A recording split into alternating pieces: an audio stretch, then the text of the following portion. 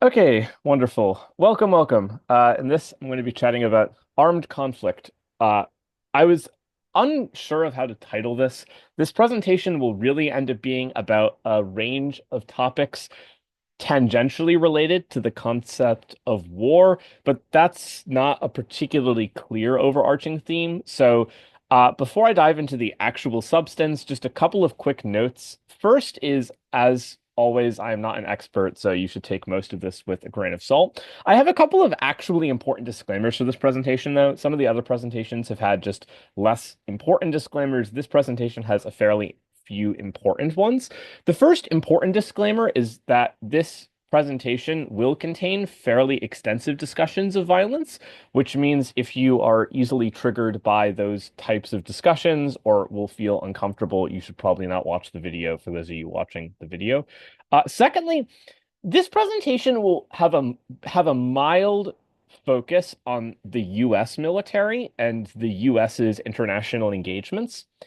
This is not great in the sense that there are nearly 200 sovereign countries in the world. The US is one of them, and the United States military is not a perfect moral actor. The reason I'm focusing more on the US than on other countries is largely two things. A, just individually, I am personally better read on the US military than, say, the Turkish military. So I have more insightful things to say about the US than I have to say about other countries. But secondly, whether you love the US or hate the US, the objective reality is that the US military is an important player in international geopolitics and in global conflict. So there is lots of value for debate to understanding the role that the US military plays in international situations. Lastly, this is not going to include specific discussions of ongoing conflicts like the war in Ukraine, the war in Gaza, conflicts in Sudan, Myanmar, etc., nor will I focus on recent events in Syria. That will come next week or at some point down the road. This presentation will be much more theoretical and focus more on broad concepts that appear in debates about conflict, as opposed to specific contexts in which military issues arise in debate, like, for example, the war in Ukraine or the war in Gaza. Uh, in terms of how this will be structured, I'm going to structure this presentation largely around three distinct concepts, although there's obviously some relationships between them. First, I'll chat a bit about interstate wars, so wars fought between different states. Then I'll chat a bit about intrastate wars or intranational wars, namely insurgencies. I'll chat briefly about terrorism. Lastly, I'll talk a bit about cartels and gangs. There are two very important concepts I will not talk about at all in this presentation, or will only mention in passing. First, I won't chat really about nuclear weapons. They'll come up briefly in discussions of deterrence. I have a full 4-hour video on those. If you are really interested in nukes, I have a separate thing on that. Secondly, I'm not really going to focus that much on US-China tensions. I'll briefly touch on Taiwan, but this will not be the focal point of this presentation. At some point, I might make like a separate thing just on US-China, but perhaps that will come later. Okay, let's get rolling. So first things first, I'm going to chat a bit about interstate conflict, i.e. conflict between countries. The clearest example of an interstate conflict in the 21st century is the ongoing war between Russia and Ukraine. So I'm going to focus on three broad ideas that exist in studies of interstate conflict. I will note that these three ideas are very rarely, if ever, directly debated, i.e., you will almost never get a motion that is like, this house supports the Clausewitzian view that XYZ, or you will almost never get a motion about the specific role played by precision-guided munitions in war, and you will almost never get a motion about theories of deterrence. So what I'm going to discuss in this section will not be directly relevant to debate, in the sense that it will not be directly or immediately applicable to rounds. That being said, most of what I'm going to discuss in these three sections will have relevance for debates about conflict, about war, about intervention, as theories you can apply to arguments that you make. So while you will very rarely specifically debate the things I'm going to talk about, hopefully the things I talk about will have some value in making arguments about conflict and making arguments about war. The last quick note I'll make before diving into this section is most of these principles apply most strongly to wars or conflicts between states. So, for example, Clausewitz who's the Prussian military strategist I'll talk about for quite some time, his writing focused primarily on wars between sovereign states. That being said, these concepts can be employed in discussions of intrastate conflicts. So rebellions, insurgencies, counterterrorism operations, counter-narcotics plans, and so forth. That being said, and I'll delineate this more clearly in the next section on intranational warfare, these principles apply much more directly to contemporary interstate wars as opposed to insurgencies or rebellions or terrorist movements or drug cartels or street gangs. So first things first, let's chat a bit about Clausewitz. So Karl von Clausewitz, in case you have not heard of him, was a Prussian strategist in the 19th century. He is widely regarded as one of the most influential strategists and thinkers with respect to military affairs. One interesting thing just to note about Clausewitz alongside Sun Tzu, who was a Chinese military strategist, actually several thousand years ago now, those two figures, Clausewitz and Tzu, remain by almost all accounts, the most influential military thinkers. And what's interesting about this is not particularly relevant for debate. This is more of an aside, but it's very rare to have fields where writers or thinkers or philosophers who wrote hundreds or thousands of years ago remain highly influential to this day. So, for example, Adam Smith, in many ways, has had a huge impact on contemporary economic thought, and people still read Wealth of Nations. But whenever people think about how to construct economic policy, it's very rare for them to actually read Adam Smith or to directly apply Adam Smith's arguments. They'll typically read or apply arguments made by more contemporary economists who have tweaked and adapted and adjusted and modernized and improved upon Adam Smith's arguments. And so you'll read, for example, someone like Keynes, or you'll read someone like Friedman, as opposed to reading Smith directly. Clausewitz and Tzu are interesting counterexamples to this in the sense that if you read military scholarship or literature about conflict, Clausewitz and Tzu show up a tremendous amount and are read to this day by many military strategists, which is part of the reason why, just as context for this section, there is some value to discussing a bit what Clausewitz has to say on war. Pun intended, that's the title of his book. So there's a few important concepts that were first outlined by Clausewitz, or most famously outlined by Clausewitz, that have some relevance for debate. So the first and most important concept that Clausewitz develops, for debate purposes at least, is the concept of theory of victory, although he actually never uses that phrase in his book, so kind of an odd thing that's been attributed to him. The core argument that Clausewitz makes, and is useful to keep in mind in discussions of war and violence in debates, is that war is not a strictly military act. That is, most conflicts are not solely about kinetic lethal action. They are not solely about tanks and guns and artillery systems. Most conflicts at their core are actually about politics. And by politics, I don't just mean elections or governments. By politics, I mean more broadly the pursuit of policy objectives. So, for example, the quote that's most famously attributed to Clausewitz, which is the statement that war is the continuation of politics by other means. That's actually a misquote. The original quote is war is the continuation of policy with other means. And that actually does capture reasonably well the Clausewitzian view of war, which is, in short, that war is not a military act. War is the use of military force in pursuit of political objectives. The reason that this is important is whenever you debate or discuss conflict, it's important to remember that while military strategies and military weapons and military tactics have importance at the tactical and operational level of war, for example, fighting individual battles, seizing individual towns, launching individual military campaigns, the factors that start and end wars are overwhelmingly political, i.e., the strategic level of conflict is governed by politics, while the tactical and operational level of war is governed chiefly, or at least predominantly, by military constraints like the level of materiel, ammunition, soldier morale, and so on and so forth. Why is this important?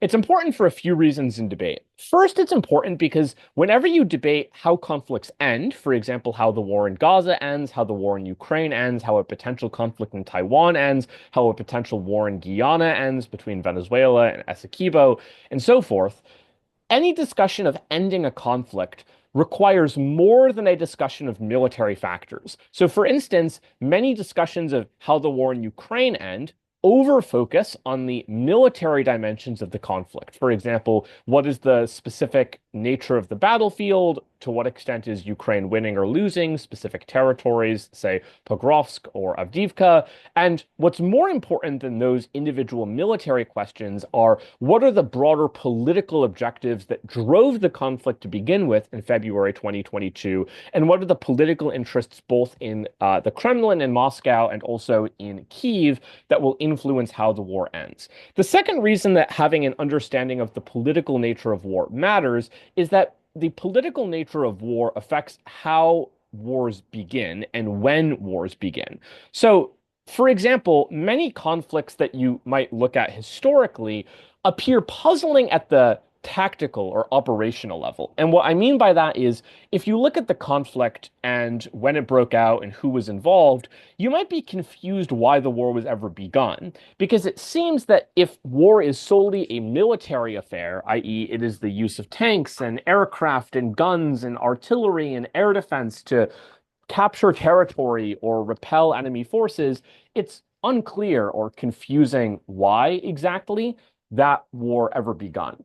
But if you consider war as a political act, those conflicts make significantly more sense. So, for example, in March and April 1982, Argentina, then under military rule, invaded the Falkland Islands, which have historically remained de jure under the control of the British government.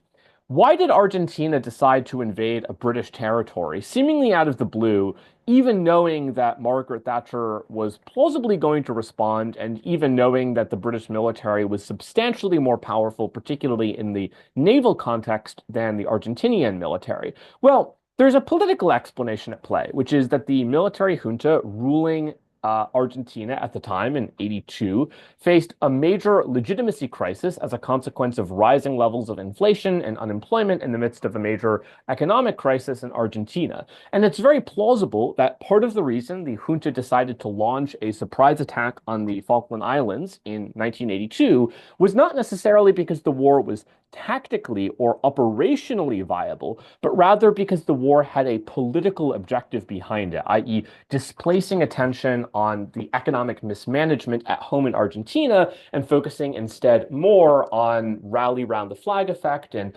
exploiting pro-Argentinian nationalism by invading the Falklands. Another interesting example of this is the Yom Kippur War in October 1973.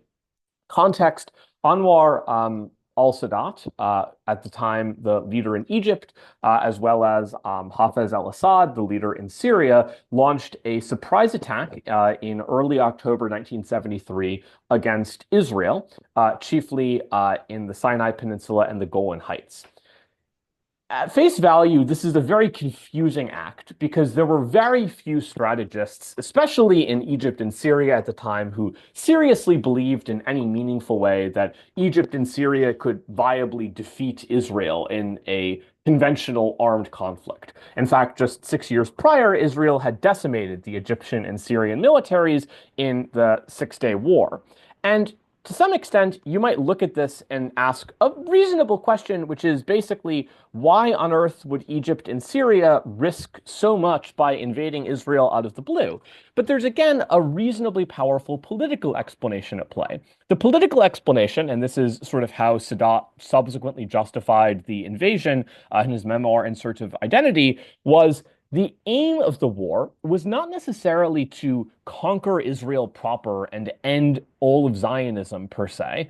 Rather, the aim of the war was to defeat the aura of invincibility that had possessed Israel ever since June 1967 and the complete obliteration of Arab armies during the Six-Day War. And as a consequence, even a temporary victory in the Yom Kippur War, even a temporary advance into Israeli-occupied territory in the Golan Heights and the Sinai Peninsula would change the regional balance of power in Egypt's and Syria's favor.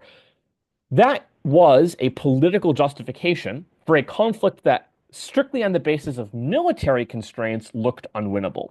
You can also even explain the behavior of non-state actors through this political lens. So, for example, one of the most widely discussed questions in counterterrorism circles is, why did Al-Qaeda launch the 9/11 attacks? And there are many, many theories and explanations for this. Maybe Al-Qaeda's aim was simply to punish the United States for being a country that held values that Al-Qaeda disagreed with. Maybe this was retribution for US military operations and occupations in the Middle East and its support for Israel. Maybe this was an attempt to destroy the United States completely, to invade the United States, to drag the United States into a forever war in the Middle East. There are lots of theories. But if you actually read what has been written by Al-Qaeda leadership, for example, bin Laden's letter to the American people in 2002, Al-Qaeda provides a fairly straightforward political explanation for why they launched the 9/11 terrorist attacks, which was, in short, that the United States military and government maintained an extensive occupation within and throughout the Middle East, particularly in Saudi Arabia, proximate to Medina and Mecca, which was outrageous to many Muslims in the Middle East, particularly those involved with Al-Qaeda. And consequently, the rationale provided by Al-Qaeda for the September 11th terrorist attacks was violent military action against the United States would, in theory, incentivized the United States to withdraw its military bases from Saudi Arabia, to reduce its support for Israel, and to limit its involvement in the political affairs of Middle Eastern states. And again, this is an interesting context where a relatively weak non-state actor, Al-Qaeda, launches an enormously daring offensive operation against an overwhelmingly more powerful military actor, i.e., the United States. The reason they do so is not because this is a tactically or operationally wise move, i.e., there was very few people who ever seriously would argue that Al-Qaeda could conquer the United States in September 2001. The real reason Al-Qaeda launched the attacks was political, i.e., this was an attempt at coercive leverage to force the United States out of Saudi Arabia and the Middle East writ large. So that's the first concept from Clausewitz that's very relevant for many debates, which is war is not fundamentally militarist, war is fundamentally political. The second useful concept from Clausewitz that's worth exploring is the so-called Holy Trinity. So Clausewitz describes war as a sort of irreconcilable paradox involving three competing factors: violence, hatred, and enmity. What he really means, or what he is interpreted to mean by this quote-unquote Holy Trinity, is there are three institutions involved in every conflict, which are the government, the military, and the people. In some cases, of course, the demarcating line between governments and militaries is somewhat blurry. So, for example, in Pakistan, the military exercises substantial control over the governing institutions of the country. Likewise, in many countries, the military literally runs the government. Think military juntas, for example, historically in places like Brazil or Chile or Argentina. And in some cases, therefore, the quote-unquote trinity described by Clausewitz may in fact be more dyadic. But in any case, the argument from Clausewitz that's very relevant for debate is that if you want to win a conflict, you need the support and the efficacy of both the government and the military and the people more broadly in the country. So what is the rationale for why you need the support of all three, and you cannot only win wars through military means? The first reason is, in order for the military to win a conflict, the government must clearly dictate and outline the rationale for the war. So the military, for example, the armed forces, the air force, the naval force, the lieutenants, the infantry units, and so forth, their purpose is to actualize the aims outlined to them by the government. So their job might be, for example, to occupy specific territories or to invade specific locales. But the only reason the military is engaging in those particular operations is to fulfill some broader strategic objective, which is in turn defined by the government, by political and military leadership. And in that way, there is a powerful relationship between governments, which define the strategic aims of the war, and the military, which defines the tactical and operational methods by which the government will fulfill those aims. Likewise, the military is dependent to a significant extent on the allegiance of the popular masses. For example, militaries hint need people to fill their armies. And although you can conscript people, you still need people to fight valiantly in the war, to put their lives on the line for the country, to potentially jeopardize their own well-being for the sake of the nation.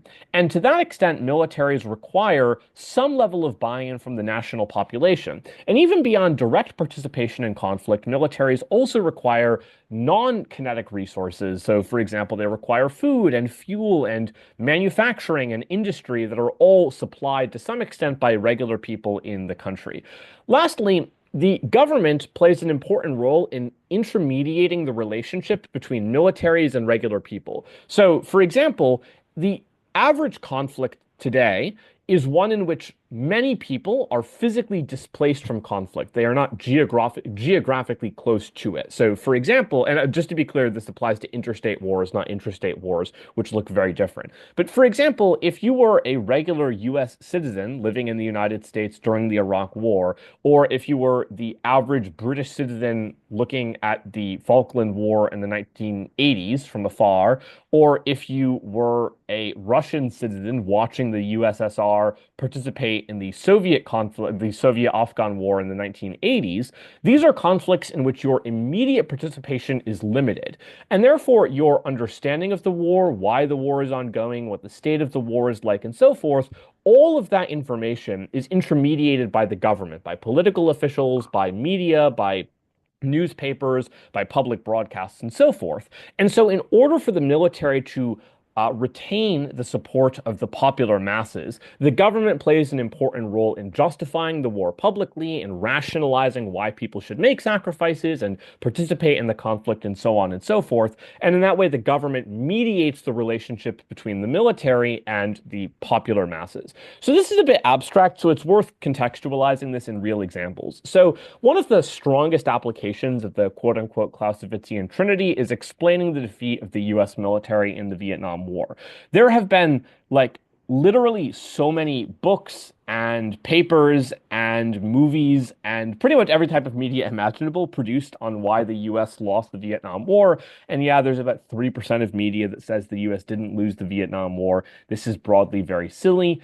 But the point is, you can broadly break down explanations for the US defeat into reasons the military pursued ineffective strategies in Vietnam, reasons why the government messaged the war terribly to the American people, and reasons why the American people were broadly unsupportive of continued US involvement in Vietnam. So, for example, on the military dimension, General Westmoreland, who played a key role in the sort of 1960s phase of the Vietnam War, authorized a series of military tactics that were broadly disastrous. So, for example, the United States focused very heavily on what were called search and destroy operations, in which the primary aim was maximizing the kill count of Viet Cong soldiers. So the way that the US would track progress was how many Viet Cong militants or guerrillas are we killing each day, each week, each month.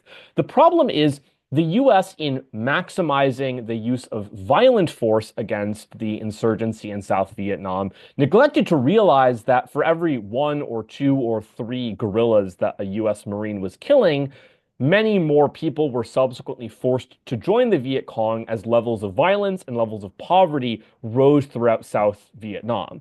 The consequence of that was, although the United States was pursuing a tactically sound policy of trying to maximize destruction amongst the insurgency, the US military was at the same time digging its own grave, because for every 1 or 2 enemies it was killing, it was oftentimes driving 4, 5, or 6 civilians into the insurgency's arms. That's just one example of literally dozens of different errors made by the US military, but a reasonably demonstrative example of where US military tactics backfired in the war. Likewise, if you look at the government part of the Clausewitzian trinity, the US government's involvement in the Vietnam War was disastrous. The clearest example where the US government pursued terribly ineffective policy was the failure to construct legitimate political and economic institutions in South Vietnam. The US government could have done significantly more to build, for example, non-corrupt and widely popular governing institutions and local security apparatuses and economic markets in South Vietnam that would have bolstered the legitimacy of the regime in South Vietnam and therefore weakened support both for the communist regime in the north, but also the communist insurgency in the south. The US broadly failed to do that and instead propped up what were often corrupt and incompetent regimes plagued by high levels of mismanagement and economic malaise. Consequently, the United States military, sorry, the US government was unable to increase popular support within South Vietnam for a viable alternative to the insurgency backed by the Viet Cong and, of course, by the North Vietnamese and the Soviet Union. In terms of the people, the US populace and the US polity more broadly increasingly turned against the Vietnam War as the conflict dragged on. The most famous example of these are the Vietnam War protests that particularly preceded the 1968 US election, in which Nixon ultimately won. But more broadly, the US government failed to provide compelling justifications for continued U.S. involvement in Vietnam, even as the body count of U.S. soldiers rose. Eventually, around 68-ish thousand U.S. soldiers died in Vietnam, if I remember that correctly. Of course, far more Vietnamese civilians. The consequence of the US government's failure to justify the war to the US public in a persuasive way was that US support for the war at home gradually eroded. So at the very moment in time where the US was most in need of increased deployments to Vietnam, for example, in the very late 60s or early 70s, there was no popular will for that type of military deployment in the United States, which is why ultimately Nixon withdrew in 1972 and subsequently South Vietnam collapsed to the north by 1975. A similar story plays out in Iraq and in Afghanistan. Why did the United States nation-building operations in both Iraq and also subsequently in Afghanistan fail?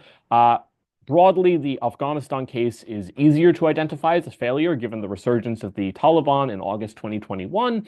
The case of Iraq is a similar example where the US military entered with the intention of building a healthy, functioning democracy in Iraq after the downfall of Saddam Hussein. Instead, the US occupation of Iraq ultimately precipitated a brutal and bloody sectarian civil war in which hundreds of thousands of people died. Why did the US military struggle so significantly both in Iraq after the 2003 invasion and in Afghanistan after the 2001 invasion? And again, you can explain most of these defeats through the lens of the trinity, i.e., explaining why the US military pursued ineffective tactics, explaining why the US government pursued ineffective policy vis-a-vis developing legitimate popular institutions in both Iraq and Afghanistan, and also in terms of the popular attitudes of American voters towards prolonged US military commitments in both these regions. So broadly, whenever you have discussions or debates about military intervention, military conflict, you can almost always conceptualize the arguments as applying to the military, to the government, or to the people writ large. The next concept from Clausewitz that's worth exploring, and this is one that gets brought up significantly less in debate, but probably has significantly greater explanatory power or mechanistic power or persuasiveness than the other two concepts I've described so far, is the Clausewitzian concept of the fog of war. So lots of debates about the military often over-focus on the incentives of the military as if the military was a perfectly rational actor. The reality is that militaries frequently make irrational or counterproductive decisions. They make decisions that worsen their own self-interests, that prolong conflicts even where militaries want to shorten conflicts. They make decisions that increase as opposed to decrease military casualties. One of the core questions in military scholarship is, why do militaries so frequently make disastrous and terrible decisions? Why do militaries miscalculate so frequently, especially compared to most other institutions like governments or corporations or religious institutions? And a major reason why militaries are particularly prone to irrational or erratic decisions is that war is a particularly unusual affair in that people make decisions under a thick fog of uncertainty. The argument from Clausewitz is when you are in war, you have very poor information. You don't really know what's going on. You don't properly understand the consequences of actions, and it's very difficult to devise long-term strategies. And this is the sort of concept of the fog of war. And that's a very abstract phrasing. So to concretize this a bit, there are many factors that result in militaries making decisions under imperfect information and information asymmetries. One example of this is what's called friction. So cases where the military just simply does not know what's going on, cases where military plans do not work as intended due to unforeseen factors, like you were supposed to relocate this unit of the army to this town by this day, they instead get delayed by an extra week, and subsequently an entire invasion falls apart because that particular line and the axis of attack isn't there. In some cases, ambiguity plays a role. For example, militaries simply don't understand the reactions of local populations to particular initiatives instituted by the military. Chaos on the battlefield makes it difficult for soldiers to make decisions rationally. They don't understand who's firing where. Are you on my side or the enemy? There's poor intelligence that makes it difficult to have an adequate understanding of where enemy targets are located, where bases are located, where soldiers are firing from. All of these forces make it very difficult in times of conflict to make rational, well thought out decisions. And in some cases, this literally is like physical fog. So the Battle of Austerlitz is a kind of commonly cited example of this, where Napoleon effectively forces the Austrians and Russians into a devastating defeat by exploiting the physical fog around the battlefield. In some cases, this is more metaphorical, where militaries make decisions believing that what they are doing is strategic and rational, when in reality, it's actually counterproductive, like the Battle of Midway. To explore this a bit more in concrete depth, there's a sort of two-ish ways that you can conceptualize the fog affecting individual soldiers. I'm using fog again here as a kind of broad metaphor, not as a literal specific description of fog on battlefields.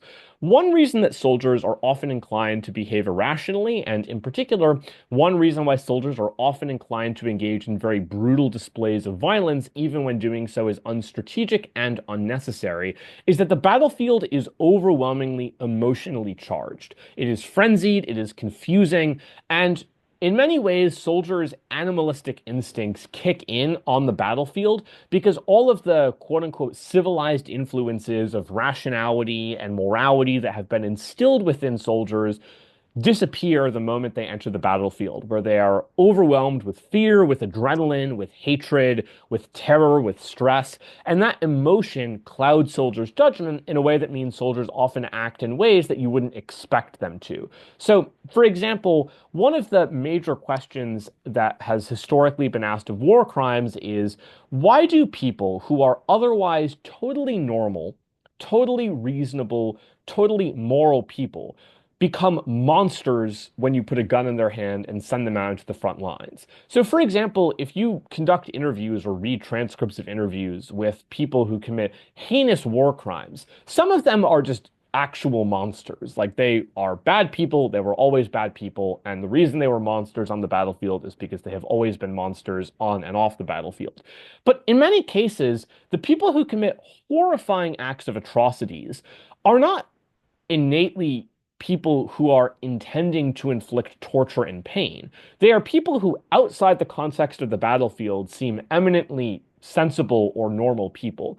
One of the reasons that the battlefield turns otherwise sensible, reasonable people into bloodthirsty monsters is because the emotional fog of war strips away all of the rationalizing, moralizing instincts that we normally have, that normally guide our decision making, and those emotional charges change people's behavior in a way that primes them for violence.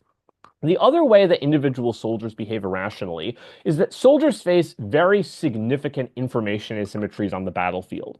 So, a very common example of this is just that humans' sensory capacities are simply not equipped for the conditions that you'll see on the front lines in most wars. So the reason, for example, so many soldiers suffer from problems like post-traumatic stress disorder, or quote unquote shell shock, as it was called after the First World War, is the very sensation of being on the front lines, of having guns being fired constantly, artillery shells landing all around you, bombs dropping left, right, and center. This overwhelms you physically. It literally overwhelms your brain power to process everything that's going on, all the noises, the smells, the sights.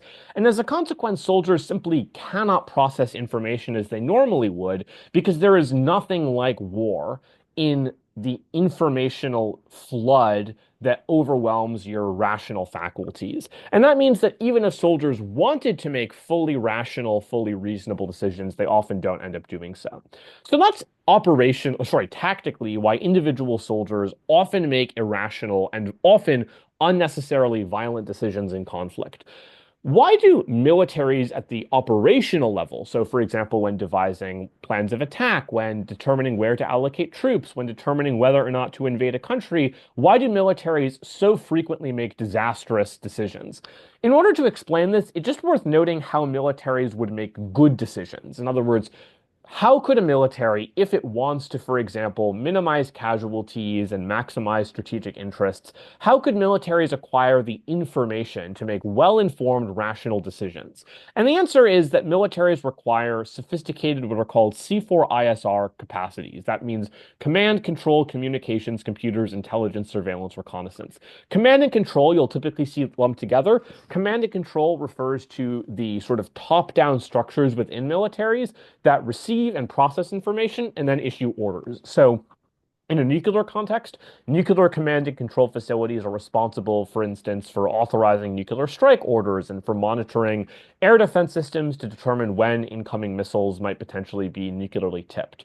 In the context of conventional war, command and control plays an important role in determining where, for example, soldiers should be deployed, which generals will be commanding which brigades, how many soldiers will be devoted to individual flanks of a military, where lines of attack will be drawn up, et cetera, et cetera. So command and control refers mostly to the organizational doctrine that determines who has the authority to issue commands and how commands are issued. Intelligence, surveillance, and reconnaissance, or ISR, refers to the ability of a military to gather information, which subsequently informs military policy. So the idea is, if you are a military and you want to make relatively good decisions about invasions, about defenses, about tactical deployments, in order to make those decisions wisely, you need good information about where enemy soldiers are located, about the intentions of your adversary, about the morale of your soldiers, about the level of supplies available to particular regions, etc., etc., etc. How can militaries acquire that information?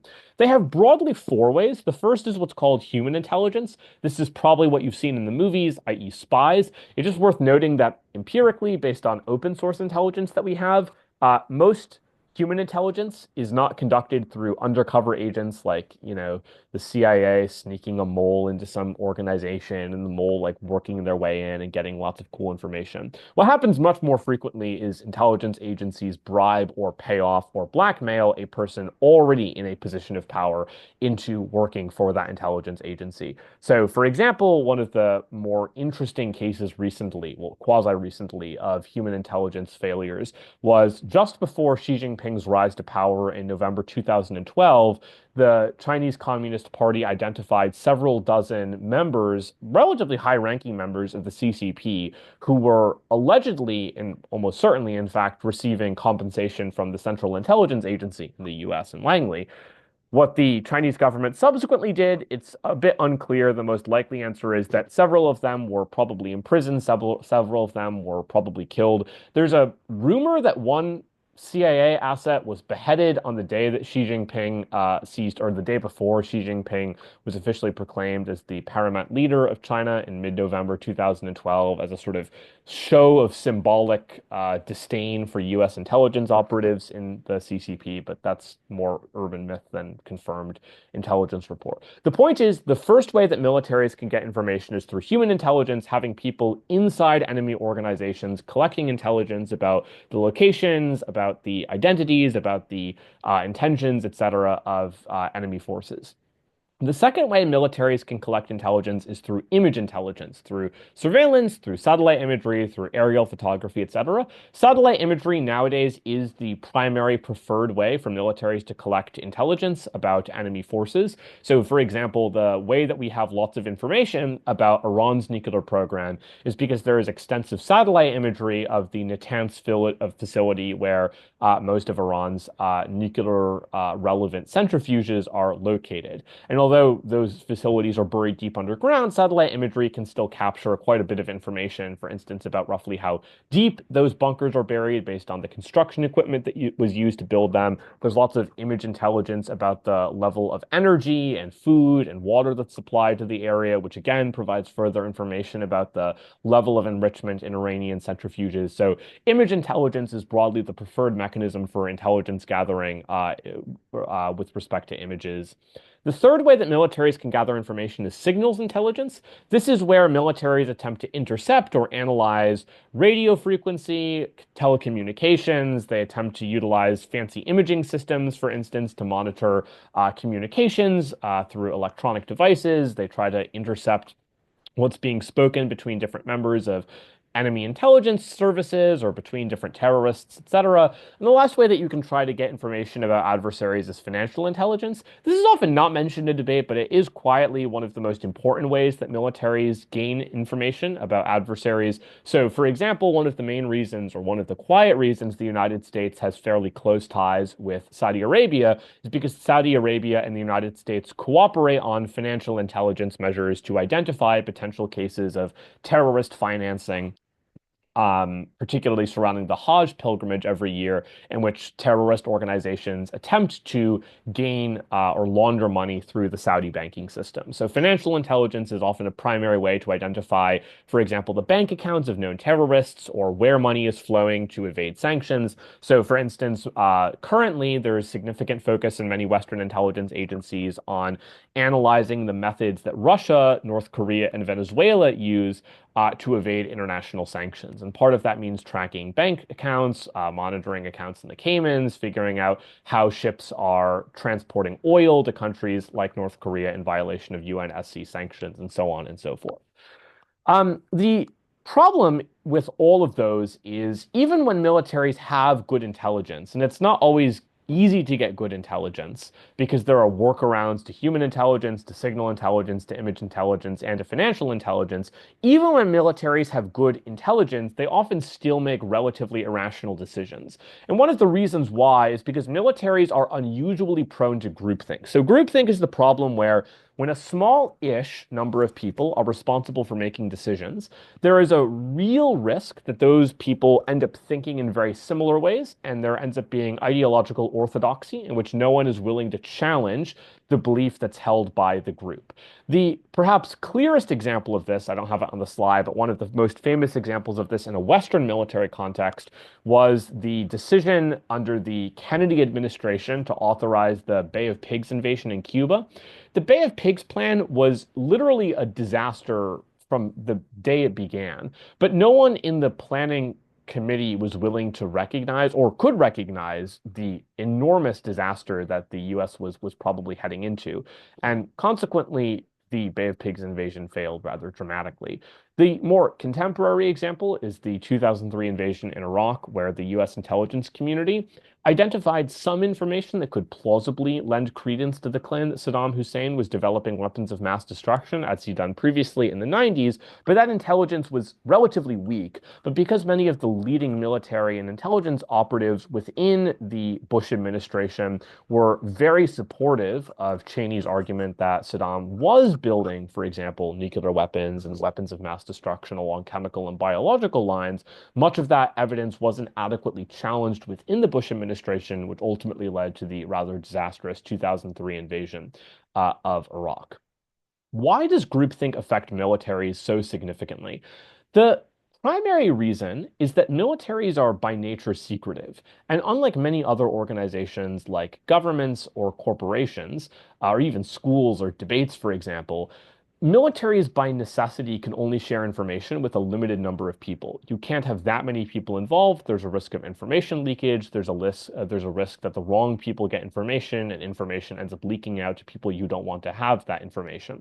The consequence is that militaries have to tightly regulate who is and is not involved in the decision-making process. And as the number of people involved in the decision-making process gets smaller and smaller, there's a greater and greater risk of groupthink affecting military decision-making processes. So another example of this, I guess actually not post-Iraq, because this was actually prior to the invasion of Iraq. Early in the U.S. military campaign in Afghanistan, the US believed they had identified where Osama bin Laden was hiding, and they thought he was in the White Mountains. And he probably was. There's now reasonably credible declassified evidence that bin Laden was, at the time, located in the Tora Bora cave complex. The problem is that the US military really believed that bin Laden had massively fortified the Tora Bora caves, to the extent that he had built this vast military fortress underneath the White Mountains. In reality, he had not, and the evidence that the US had to believe bin Laden had built this vast tunnel network was very sketchy. But the US believed that evidence, and part of the reason that the US military believed that evidence so strongly is because very few people were involved in discussions about the airstrikes on the Tora Bora complex until they were officially ordered. And that meant that very few people were able or willing to criticize the argument that bin Laden had built this vast labyrinth underneath Tora Bora, and as a consequence, the US military's preferred strategy of continuous airstrikes gave bin Laden time to escape and probably backfired rather terribly. So, summarizing the previous section, because that was fairly abstract, lots of debates about the military often benefit from a discussion of the Clausewitzian trinity, i.e., how the government, the people, and the military respond to conflict. In addition, arguments about the military often presuppose a rational choice framework that is broadly incorrect because it misunderstands the ways in which militaries make decisions, and a powerful and relatively effective way to challenge the effectiveness of military decision-making processes is to highlight the fog of war and the various factors that limit access to high-quality information within the military. This next section will be reasonably related to the previous section on intelligence. So the second section I'm going to chat about in the context of interstate conflict is what's called the revolution in military affairs. This is something that, again, will almost never come up directly in a debate. Like I don't think I've ever seen a motion that's directly about the RMA, but the underlying ideas behind the quote-unquote revolutionary and military affairs show up in a reasonable number of debates, especially about arms transfers and more broadly about US-China competition. So let's get into it. As an intuition pump, or as a starting point of sorts, this is a picture of what the US did to Tokyo in March 9th and March 10th, 1945, in the firebombing operations, in which 300-ish US bombers spent 5 to 6 hours just pummeling Tokyo with incendiary napalm-laced bombs.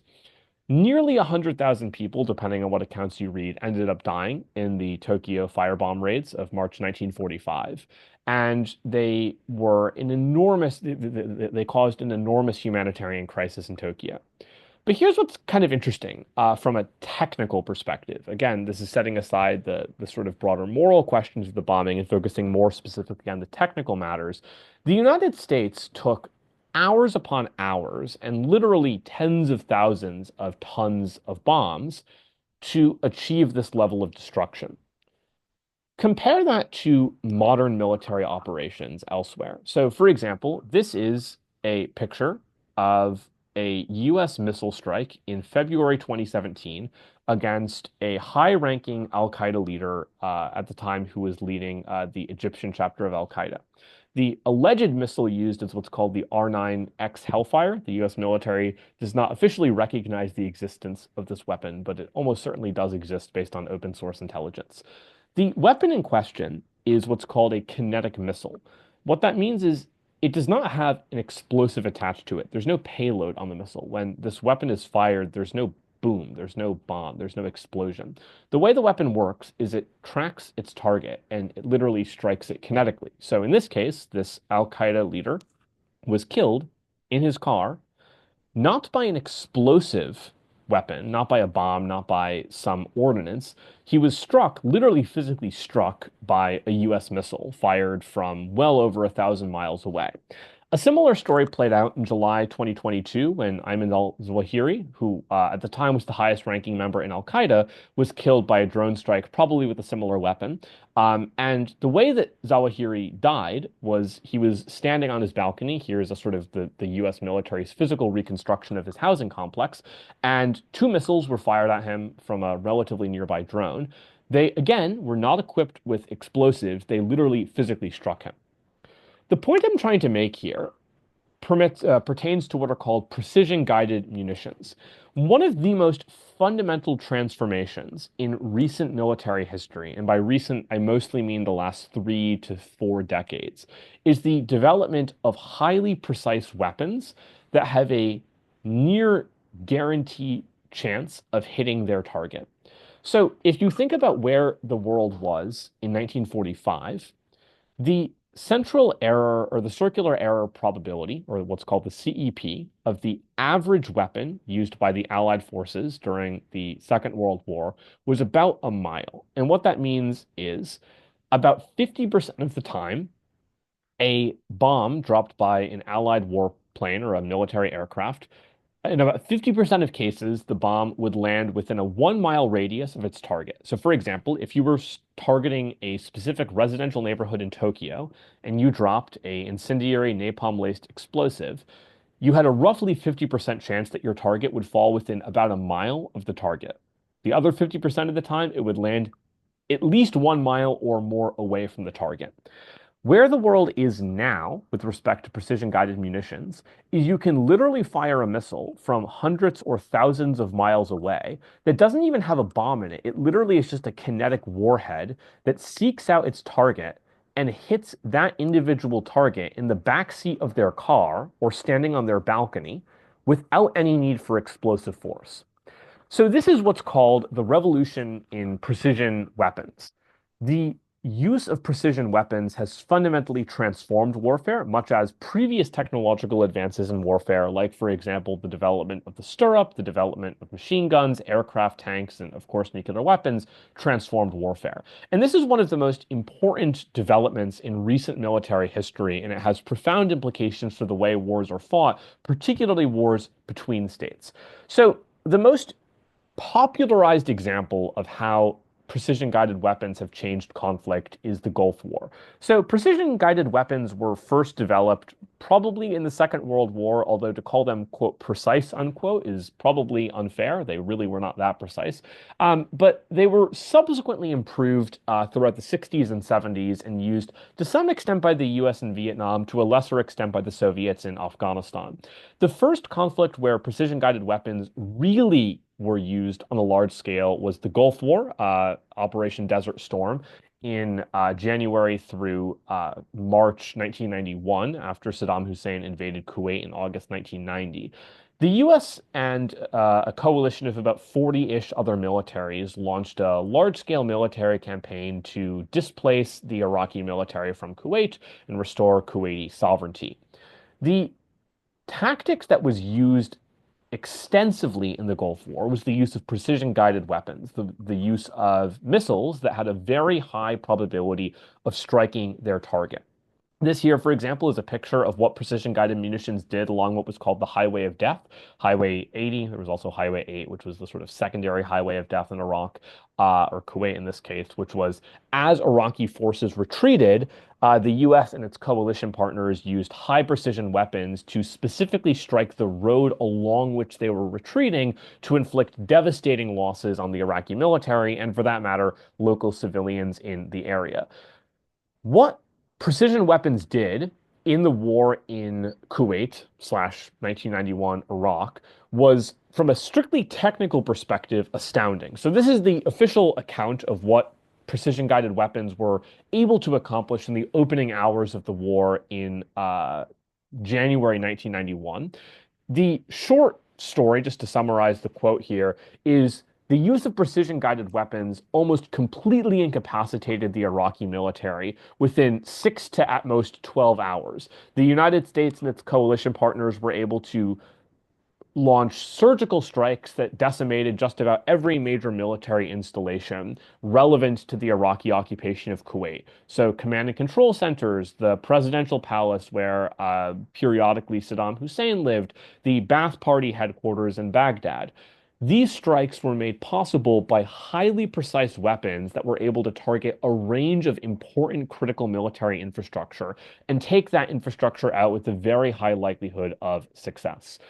The Revolution in military affairs driven by precision-guided weapons also had effects well beyond 1991. So, for example, the NATO military campaign in Bosnia and Herzegovina in 1995 incurred almost zero casualties for the NATO forces. Why did NATO suffer nearly zero forces in the bombing campaign in Bosnia? It's largely because they could afford to use high precision or relatively precise weapons fired from attack aircraft, bombers, and predator drones, and as a consequence, reduce the potential vulnerability of NATO personnel to Bosnia, or more specifically Serbian, airfire. A similar story played out 4 years later in Kosovo in Operation Allied Force, the NATO bombing campaign against Milosevic and the Serbian military in Kosovo.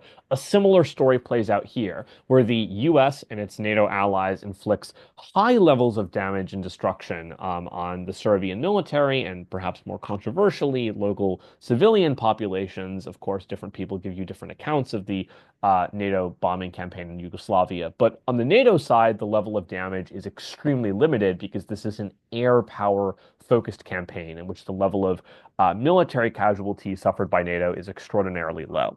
So that's just a brief historical record of precision-guided weapons and the ways in which they have been used in relatively recent conflicts. They are also, of course, much more famously used in the war on terror, for example, in drone strikes under the Obama administration.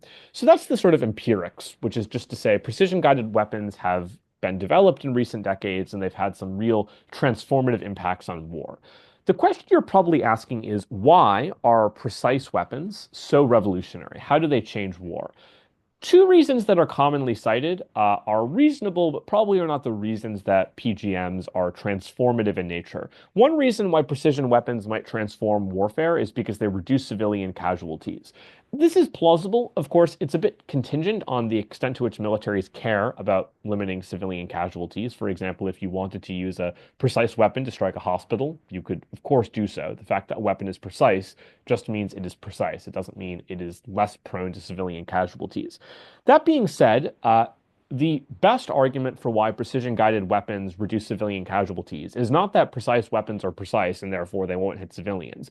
The better reason why precision-guided weapons reduce civilian casualties is that when militaries use less precise weapons, they must compensate for reduced levels of accuracy by increasing the level of kinetic firepower, which is to say in a little bit less technical language, if each individual bomb is less likely to hit the target, you have to use more bombs in total to achieve the same probability of destroying the target. So instead of using one Tomahawk missile, for example, to destroy a specific chemical weapons facility in Syria, as the US did in 2017, you instead need to use hundreds or even thousands of less precise, unguided weapons to achieve the same probability of destroying that chemical weapons facility. And since you increase the level of firepower, the probability that civilians are caught in the crossfire goes up as well.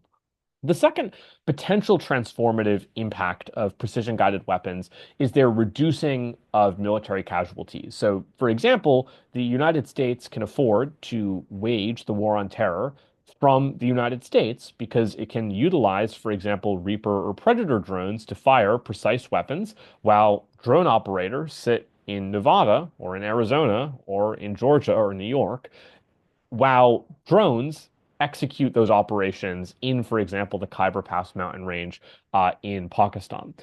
Which means, as a consequence, that you can fight wars with near zero military casualties. And that has had huge revolutionary implications for war, even to the extent that civilian casualties remain an enduring problem. Perhaps the most important reason, though, that precision-guided weapons transform wars is that precision-guided weapons significantly increase the risk to hardened military targets. So the concept of a hardened military target just means a target that is relatively difficult to destroy. It is physically fortified. It might be buried deep underground. It might have thick armor that reduces its vulnerability to destruction. And historically, these types of targets were very difficult to destroy. So things like ammunition storages or command and control facilities or radar installations or underground military bunkers. These targets were really hard to destroy. And the reason they're really hard to destroy destroys because they're fortified. And so it's not enough just to drop one or two bombs on them. You need to really hit them with a lot of force. The problem is if your weapons are relatively inaccurate, it's very difficult to get enough firepower on these targets without that firepower being intercepted, for example, by air defenses or by enemy aircraft. Precision-guided weapons change the picture and change the landscape of conflict by increasing a military's ability to strike at hardened targets like underground bunkers, like air defense installations, like ammunition storages, because as the accuracy of a weapon increases, you can pack sufficient firepower onto a bomb or a missile or a glide bomb in some cases, and strike a target at its weakest spot and therefore inflict destructive damage on hardened targets. And the reason that this is very important is when precision guided weapons are used strategically, they can effectively incapacitate the most important military infrastructure possessed by an adversary. So, for example, just to jump back to the US campaign in Iraq in 1990 and again in 2003, part of the reason why the US was so rapid in its dismantling of Saddam Hussein's military is because the opening chapters of both the January 1991 war and the March 2003 war is that the United States weaponized precise weapons to inflict vast devastation on critical military infrastructure in Iraq. So Saddam Hussein's military was effectively fighting blind. They didn't have radar. They didn't have communications infrastructure. They didn't have command and control facilities. They didn't have missile launchers. All of those installations were, to a significant extent, degraded by precise missile strikes. That would have been significantly harder a few years or decades previously when you wouldn't be able to achieve that same level of destructiveness with unguided weapons. So what you should take away from this is that precision-guided weapons have transformed the ways that wars between states are fought. And just by the way, this is the way that the vast majority of states conceptualize interstate conflict. So for example, and I'll talk about this a bit later, like down the road in a few days or weeks when I chat about Ukraine, the way that Russia attempted to open the war in Ukraine was essentially a shot-for-shot remake of the way the US opened the wars in Iraq in 1991 and in 2003, in that Russia attempted to use relatively precise missiles and bombs to strike critical Ukrainian military infrastructure. But for a range of reasons, part of it a lack of accuracy, part of it a lack of intelligence about the location of mobile targets, for example, mobile missile launchers and mobile air defense systems, the Russian operations in Ukraine, of course, were significantly less effective. The next thing I want to talk about, and this slide is not relevant almost at all to debate, but it will become relevant in a moment, so bear with me, is how precision-guided weapons' revolutionary impacts on war impact the future of war. So this is where things start getting a bit more relevant for debate. If you found the last few slides academically interesting, but debate-wise irrelevant, this will hopefully solve your worries. So precision-guided weapons basically have three components in addition to the typical things you'd expect of a missile, like a propulsion system and an explosive. Precision-guided weapons have location information about the target they're going after. They have a guidance system that basically indicates the current location of the missile and its ongoing trajectory relative to the target.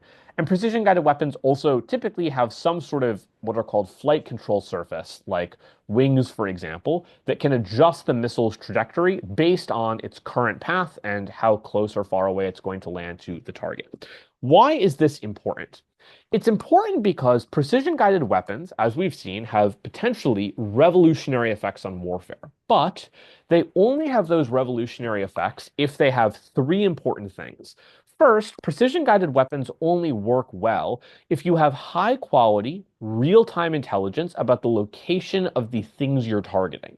So in some cases, this is very easy. So for example, military bunkers don't move because they're often buried deep underground, and you can't easily move them in the span of a few hours or days. But many very important military targets are mobile, i.e. they are not fixed in one location.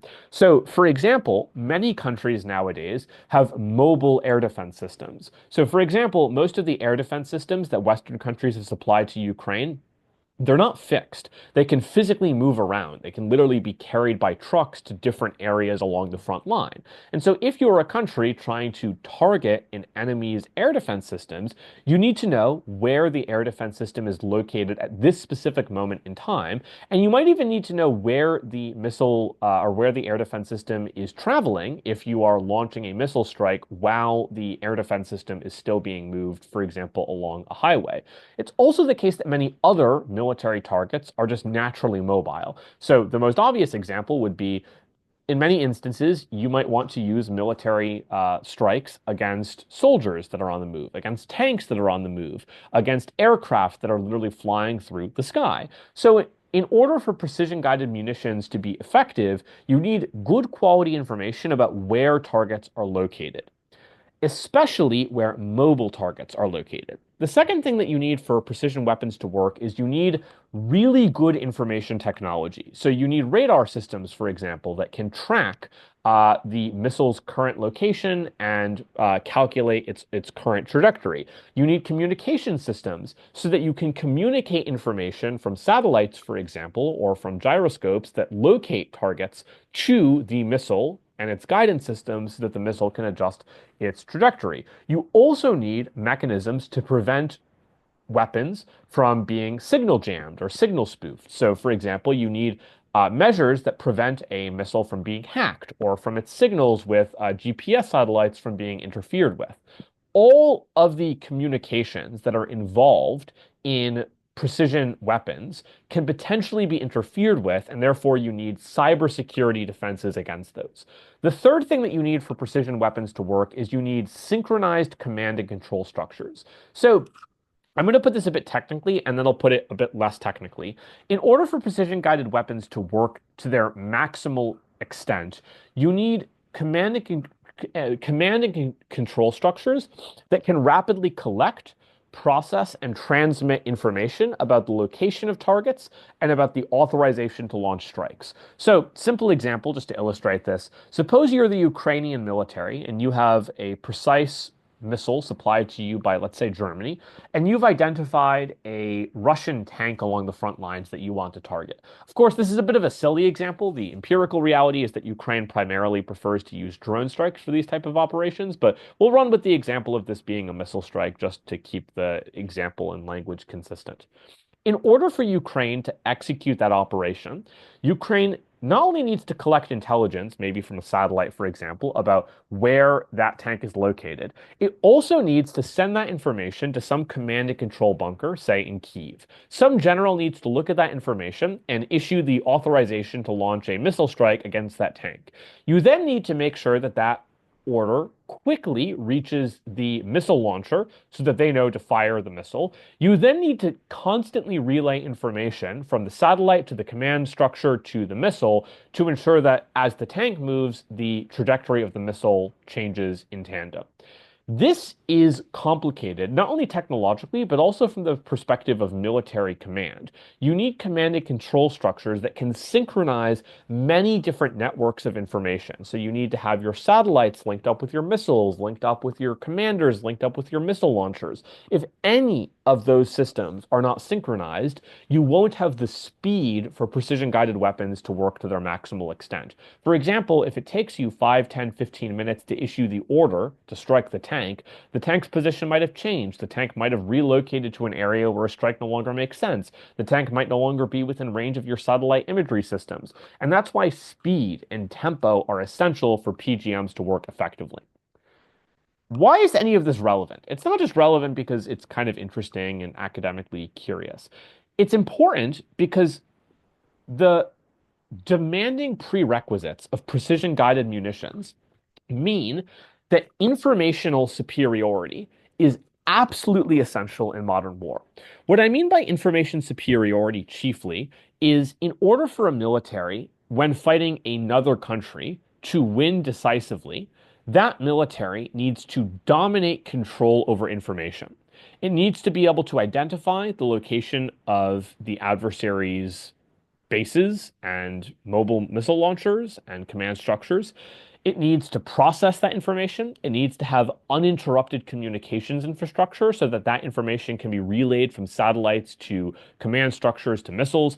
And perhaps most importantly, militaries also need to prevent the other side from being able to do this. You need to interfere with their signals. You need to jam their satellites. You need to utilize electronic warfare against their weapons.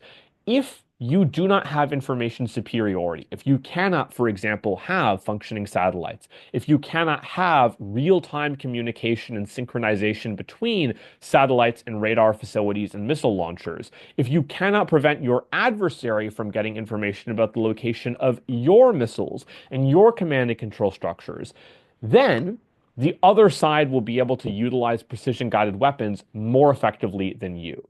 So what this means is that the revolution in military affairs created by precision-guided munitions means that 21st century warfare is increasingly about establishing informational superiority, getting more information about the other side and communicating that information more effectively than the other side can get information about you and the other side can communicate that information.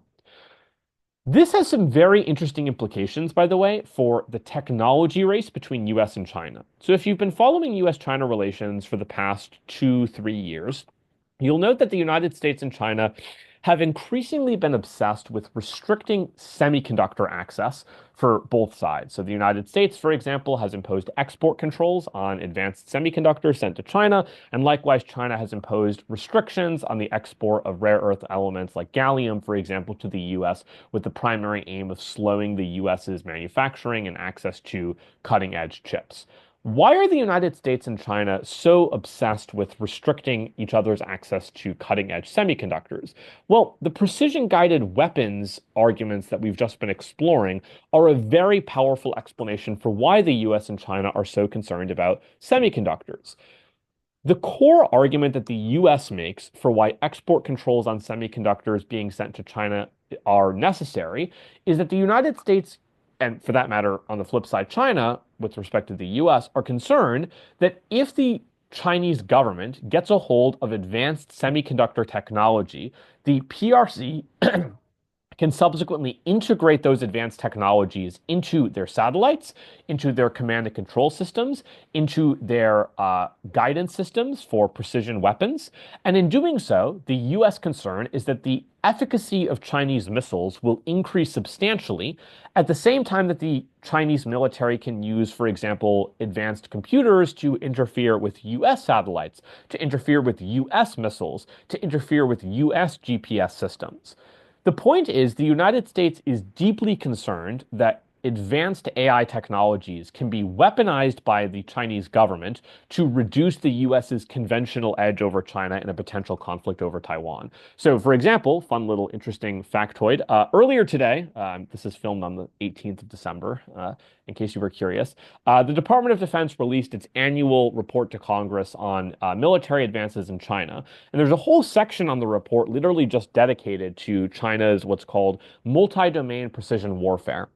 And what the report effectively outlines is the way China envisions winning a war against the United States is not having more guns or more ships or having more missiles or having more morale or having more political will to fight.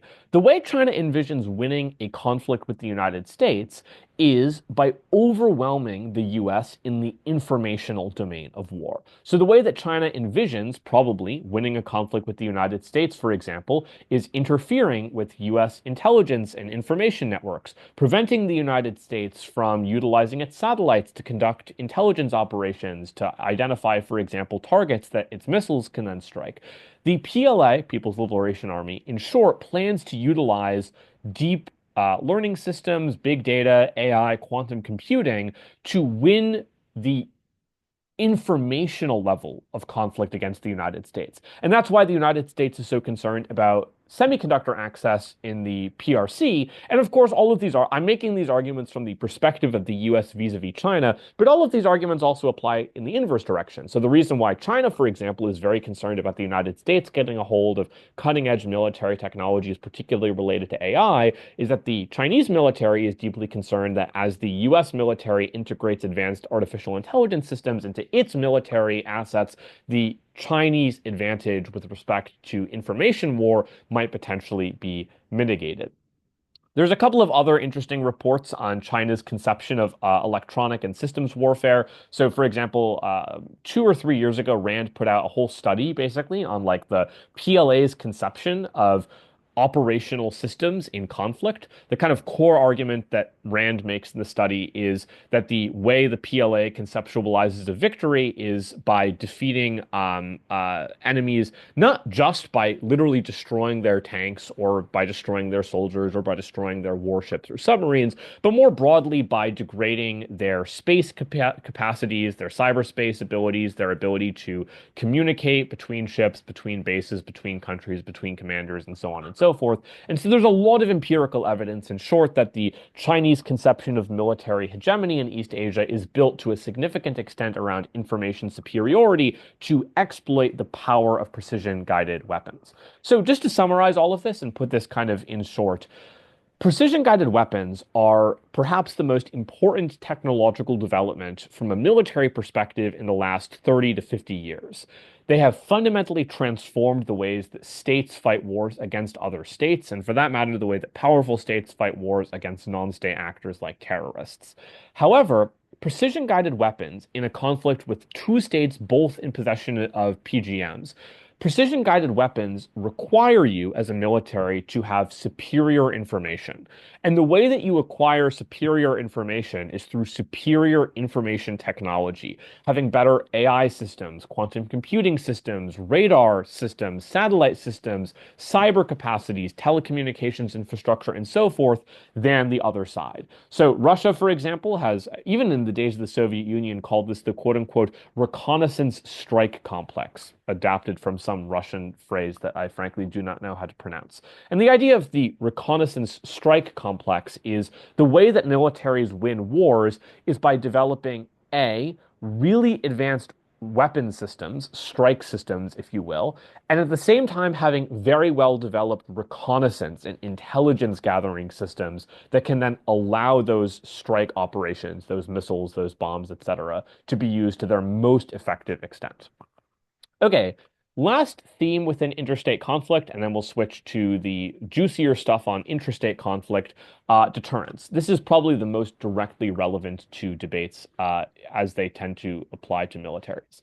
So what is deterrence? The short answer is deterrence is threats that change a country's behavior. Just to be clear, deterrence has many implications well beyond the context of interstate war. So to a significant extent, like everyday life is defined by deterrence in that your actions signal your intentions, and you might in some cases signal through your actions why other people should not take certain courses of action, or else you will retaliate against them or punish them.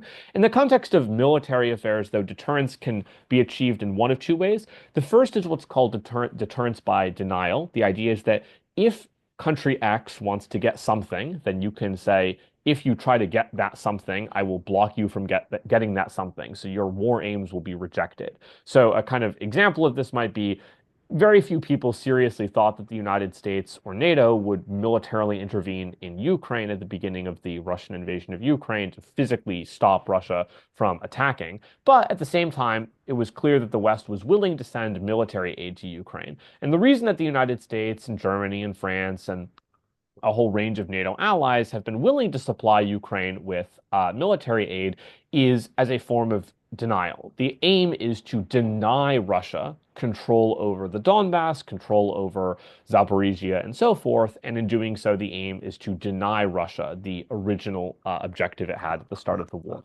The second way that you can attempt to deter conflict is through threats of punishment. So in the Ukraine context, this would be sanctions on Russia. So, for example, imposing economic penalties on countries that break certain rules. And all of these, to be clear, are threats. So the way that you deter a illegal act is by threatening sanctions or threatening military retaliation or threatening some form of retribution. And the aim is that the threat of retaliation or the threat of denial will prevent the other country or deter the other country from taking some unfavorable course of action, like invading a sovereign country, CF Russia and Ukraine. How does how does deterrence work? In order for a country to deter another country from doing something, you basically need three things. You need military capacity, you need credibility, and you need communication. So the idea of capacity is probably the easiest to understand.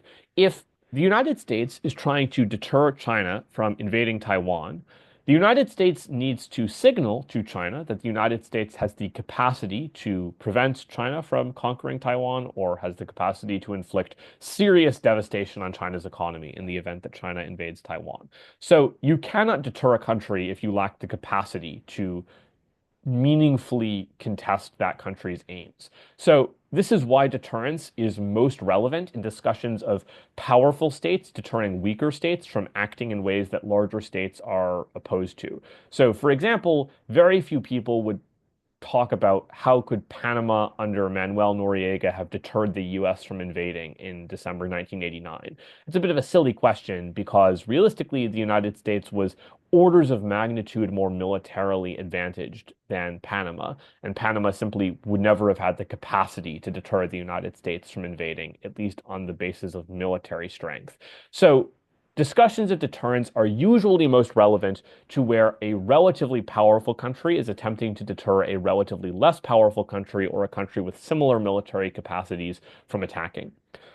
The second thing you need for deterrence to work is you need credibility. So, for example, suppose the United States said, Russia, if you invade Ukraine, we will respond by launching a thermonuclear strike against Moscow. Very few people would have believed the United States was serious. They would have basically called the US's bluff and said, that's probably BS. There's no way the United States is going to realistically start World War III and a nuclear holocaust in order to prevent the invasion of Ukraine. Now, this is an example of a failure of credibility, i.e., a case where a country seeks to deter a different country from doing something, but if the threat is not credible, i.e., if I don't think you're going to follow through on your threat, then that threat doesn't really hold all that much water. The third thing that you need for deterrence to work is you need to communicate a threat of retaliation or denial relatively straightforwardly. So this is where a strategy of strategic ambiguity might be risky, for example. If you are trying to deter a country from doing something, but you're not publicizing your commitment to retaliate or to deny or to punish that country's aims, then that country might not believe you have any will or any intention of blocking whatever they're interested in. So, for example, a major kind of deterrence problem currently facing the West presently is how can countries deter Venezuela from invading Essequibo, the oil-rich province in West Guyana? And part of the reason that this is problematic is that many Western countries, the United States chief among them, have not communicated to a significant extent a willingness to prevent Venezuela from seizing territory in Essequibo. There have been small signals of U.S. commitment to Guyana. For example, Jake Sullivan visited the country in 2023, if I'm remembering correctly, maybe 2024. It was early 2024. Someone can fact check me on that later. The point is, in order for deterrence to be credible, you need to communicate that deterrence relatively clearly. So, just to summarize, deterrence requires more than military strength.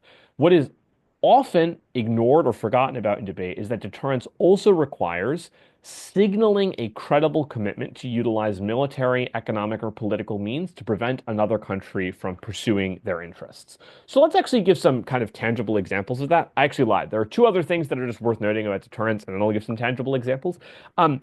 One additional reason why deterrence can break is what's called the security dilemma. So what often happens, or what can happen, is if a country is trying to deter another country from doing something, in some cases, the attempt at deterrence can backfire and can actually trigger a conflict. So if, for example, I build up my military to deter you from invading me, you might interpret my military buildup as an indication that I'm planning to invade you. So you might invade me before I invade you so that you can prevent me from attacking you first. The idea is, in other words, one country's deterrence might be another country's threat, and in doing so, deterrence might actually increase security risks. Kind of classic example of this, although it's a bit contentious whether or not Nasser was focused on actually invading Israel or simply building up a military presence along the Israeli border as a form of deterrence.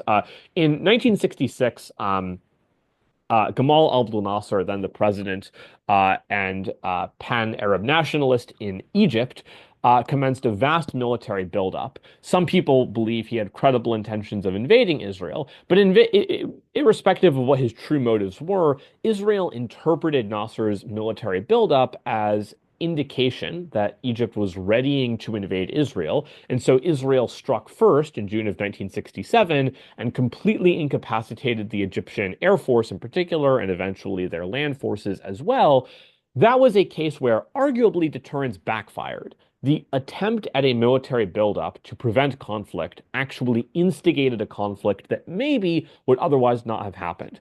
The second reason, or the second way in which deterrence can fail beyond the credibility problems outlined previously, is that precautionary measures aimed at increasing the credibility of deterrence can often backfire by making the status quo so untenable that conflict is the best course of action for a country. So, a kind of classic example of this is lots of scholars have long debated, why did Japan attack Pearl Harbor in December 1941? And probably the simplest reason why, as strange as this sounds, is that from the perspective of the Japanese regime in Tokyo, circa December 1941, they had arguably no option but to launch an airstrike on Pearl Harbor. The reason why, in short, is in July 1941, the United States imposed a sweeping oil embargo on Japan. This was devastating because Japan, in case you have forgotten, is an island country and it does not have adequate oil supplies of its own and had previously relied significantly on Western oil imports. The problem for Japan was that without Western oil imports, its oil supplies would dwindle dramatically over the next several years. And that eventually would mean that Japan's empire would crumble. So Japan basically had two options. One option was to give in to the US's demand, to basically relinquish a significant amount of its imperial holdings in East Asia and cede territory back to pre-war levels. The problem was that very many young military officers and junior military lieutenants in the Japanese military would simply never accept that form of de facto surrender, and there was a very high probability of a major military coup if the Japanese military gave in to the US's stated demand of relinquishing its territorial holdings in East Asia. The second option Japan was then left with was maintaining the status quo, which, as I outlined just moments ago, was probably also untenable because Japan would eventually exhaust its oil reserves. So the remaining final option for Japan was to expand even more in East Asia, for example, into French colonial holdings that were oil rich, in order to seize oil possessions in the region. However, in order to do so, Japan would significantly increase the risk of going to war with the United States. And since the best option for Japan was to invade additional countries in East Asia to seize their oil reserves, Japan's best option was to preventatively strike the US's major military base in the region, i.e. Pearl Harbor, with the theory being that the Japanese Air Force could do enough damage to the U.S. naval facilities and the U.S. naval assets at Pearl Harbor, that the United States would subsequently be unable or potentially unwilling to retaliate against Japan, and Japan could get its oil supplies. This is a case where the original act of precautionary escalation by the United States, i.e., the oil embargo, arguably contributed to a collapse of deterrence down the road because the status quo is simply untenable for Japan, and the best course of action from the Japanese perspective specifically was escalation.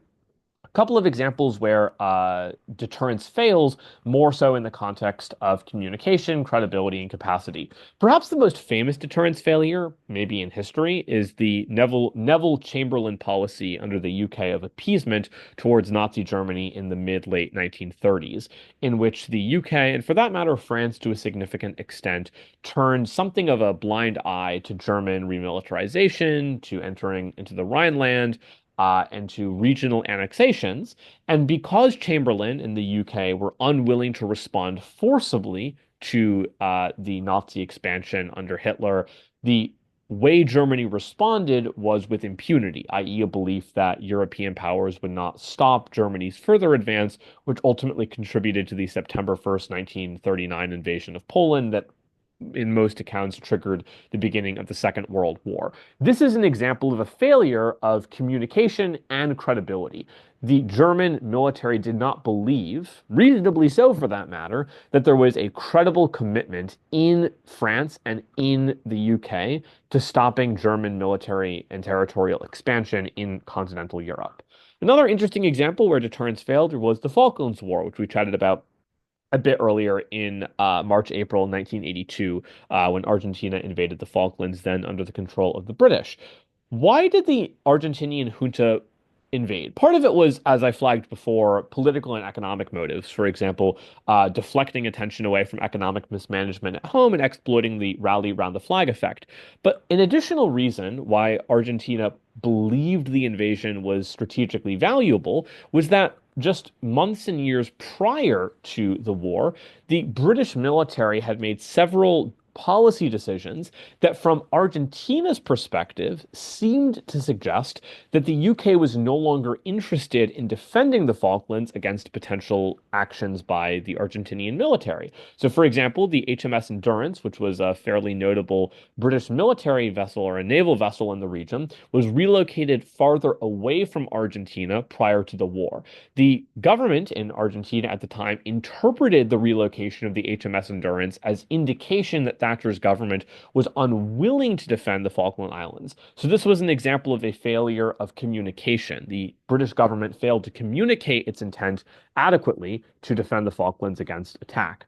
The Gulf War in 1990 that we've discussed a bit previously, why did Saddam Hussein believe he could invade Kuwait and not face mass international retaliation?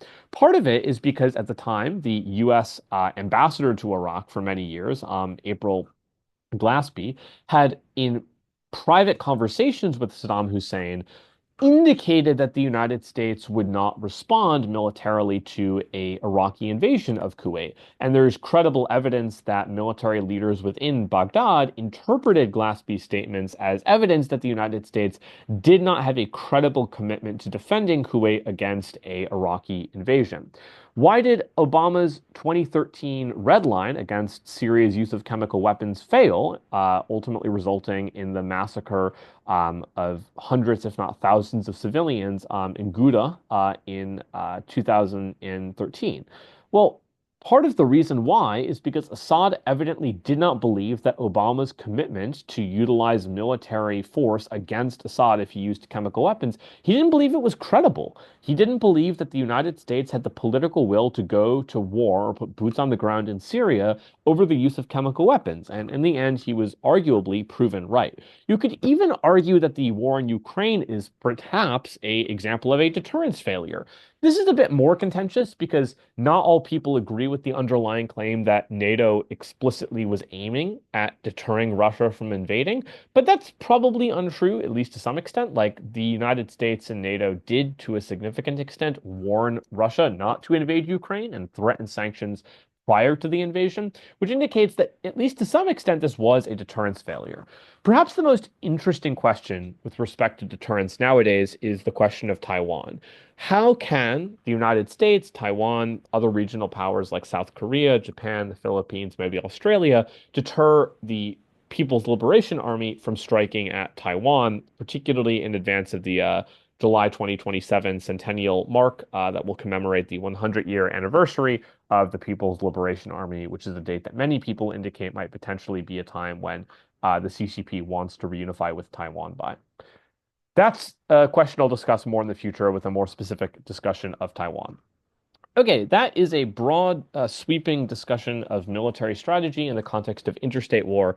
Next thing we'll look at is insurgency, counterinsurgency, and some fun, exciting stuff. Well, I guess not fun in a conventional sense, kind of more dark and rather saddening, but also important stuff relating to insurgency. Before that, any questions on the interstate war stuff? I know there was quite a bit there, so any questions, feel free to shout them out. Okity dokity. Let's chat about insurgency.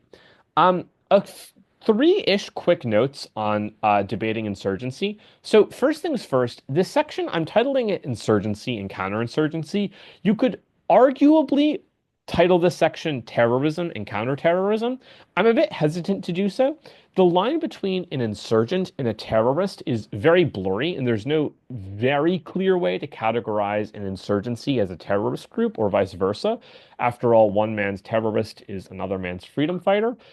Terrorism is probably best understood as a tactic, i.e., the deliberate use of terror and fear as a psychological form of warfare that is executed or accomplished through military means. That being said, you can often apply analysis about insurgency and counterinsurgency to debates about terrorism and counterterrorism. So even though I won't be using the words terrorism and counterterrorism, most of these arguments apply in those debates as well. Um, Second note on insurgencies in debates, it is often forgotten that the vast, and I mean vast majority of wars are not interstate wars. The vast majority of conflicts are conflicts within countries, i.e., largely counterinsurgency wars in which you have a country fighting a rebel group or an insurgent group or a terrorist force. The vast majority of conflicts are not conflicts between states. The obvious counterexample that, of course, everyone would immediately jump to in their minds is, well, Russia invaded Ukraine, and you could arguably classify the Israel-Gaza war, and certainly for that matter, the Israel-Hezbollah wars as interstate wars. But the vast majority of conflicts empirically are not conflicts between states. They are conflicts within states, and the vast majority of those conflicts within states are conflicts between a government and an insurgency, and often in many cases, for that matter, multiple insurgencies. The last just general comment I'll make about debating insurgencies is it's often worth remembering that counterinsurgency as a concept is very tricky because many counterinsurgency wars don't actually end after the first insurgency dies down slash is defeated. So if you look statistically at countries that have had a civil war since the end of World War II in September 1945, about 56% of them have had multiple civil wars. So, in other words, if you look at civil wars, or the countries that have had civil wars, a majority of them have relapsed into conflict after their initial civil war came to an end. And what this indicates is that the states at the highest risk of conflict are often states that have a history of previous conflict, which often impacts how you make arguments about civil wars and how you make arguments about peace deals. Let's get cracking. Why do insurgencies arise? Why do rebellions arise? Why do terrorist groups arise? Why do these movements come into existence? There are two competing macro explanations for why insurgencies gain power: the greed hypothesis and the grievance hypothesis. So the grievance hypothesis posits, in short, that grievances over political inequality or economic disrepair or ethnic or racial or nationalist disputes are the driving force behind insurgencies. So political grievances might be frustration with colonial rule. It might be opposition to a government that is perceived as corrupt, or anger over a government that is not inclusive to ethnic minorities. Economic grievances might be at the heart of insurgencies. For example, the war against Mobutu Seko was in many ways a conflict that was driven, at least in part, by severe dissatisfaction with mismanagement under his administration. Sectarian grievances also can play a role. So if you think, for example, about violence between Christians and Muslims in Nigeria, or violence between Azerbaijan and Armenia being split along sectarian lines, or violence between Muslims and Hindus in Jammu or Kashmir, lots of violence, and intranational violence in particular, has a sectarian dimension to it. Quick warning, though. It is not true that countries that are more ethnically diverse have higher rates of violence. In fact, the relationship is, as a matter of statistics and empirics, very, very convoluted. There is no clear relationship between countries being ethnically diverse and countries being more likely to have civil wars. In fact, the relationship is arguably a bit U-shaped. So countries that have very, very, very low levels of ethnic diversity, so countries that are overwhelmingly heterogeneous, are unlikely to have ethnic conflict for the simple reason that there is not a high level of ethnic diversity to begin with, and there's not a sufficiently large ethnic minority to participate in a insurgency.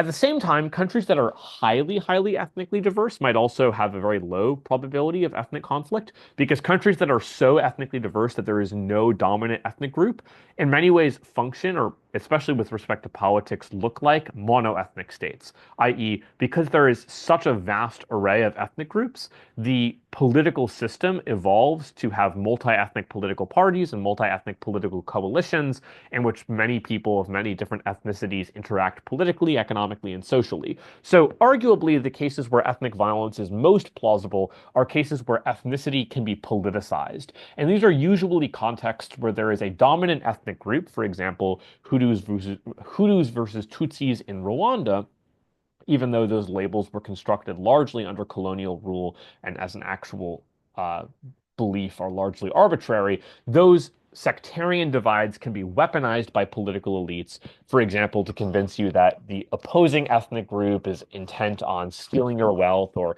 violating your sovereignty or undermining the well-being of you and your ethnic community.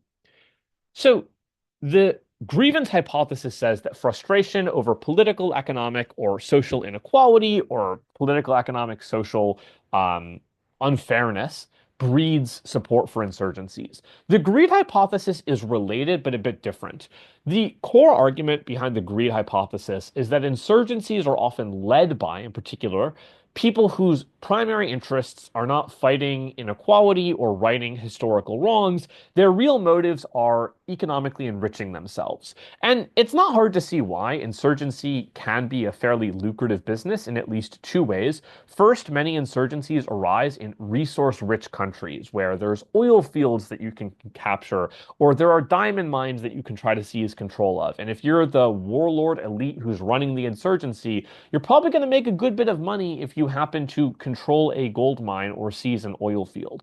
In addition, as you fight an insurgency, there are wartime opportunities for profit. So you can loot and pillage villages, you can smuggle narcotics across borders as instability becomes the dominant norm in the country. You can participate in arms trafficking networks, so on and so forth. And so the argument from greed posits that insurgencies in their masses might be people who fight under the sort of illusion that they are striving for, say, ethnic separatism or economic equality or Marxist-Leninism, but the people who lead and form and galvanize insurgencies are self-interested and focused mostly on the extraction of economic rents.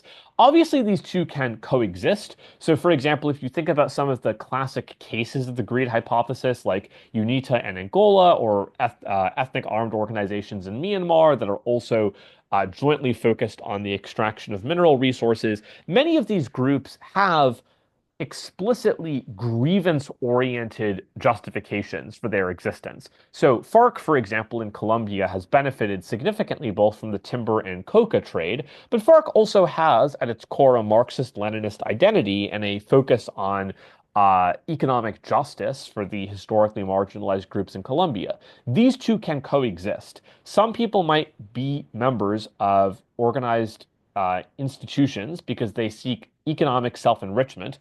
Other people might be involved because they are legitimately focused on righting historical wrongs and maximizing the welfare of particular groups. So just to be clear, both greed and grievance play some role. How do insurgencies arise? How do they develop? The first stage of an insurgency's development is where a insurgency goes from not existing to existing at a very small scale. This is often not discussed in debate, but arguably this is the most important stage in a insurgency's lifespan, because this is the stage where insurgencies are by far the most vulnerable to collapse, because they don't yet have established mechanisms of funding, they don't yet have large mass membership that can fight back against the security apparatus of the state. This is when insurgencies lack external backers like governments or international financiers.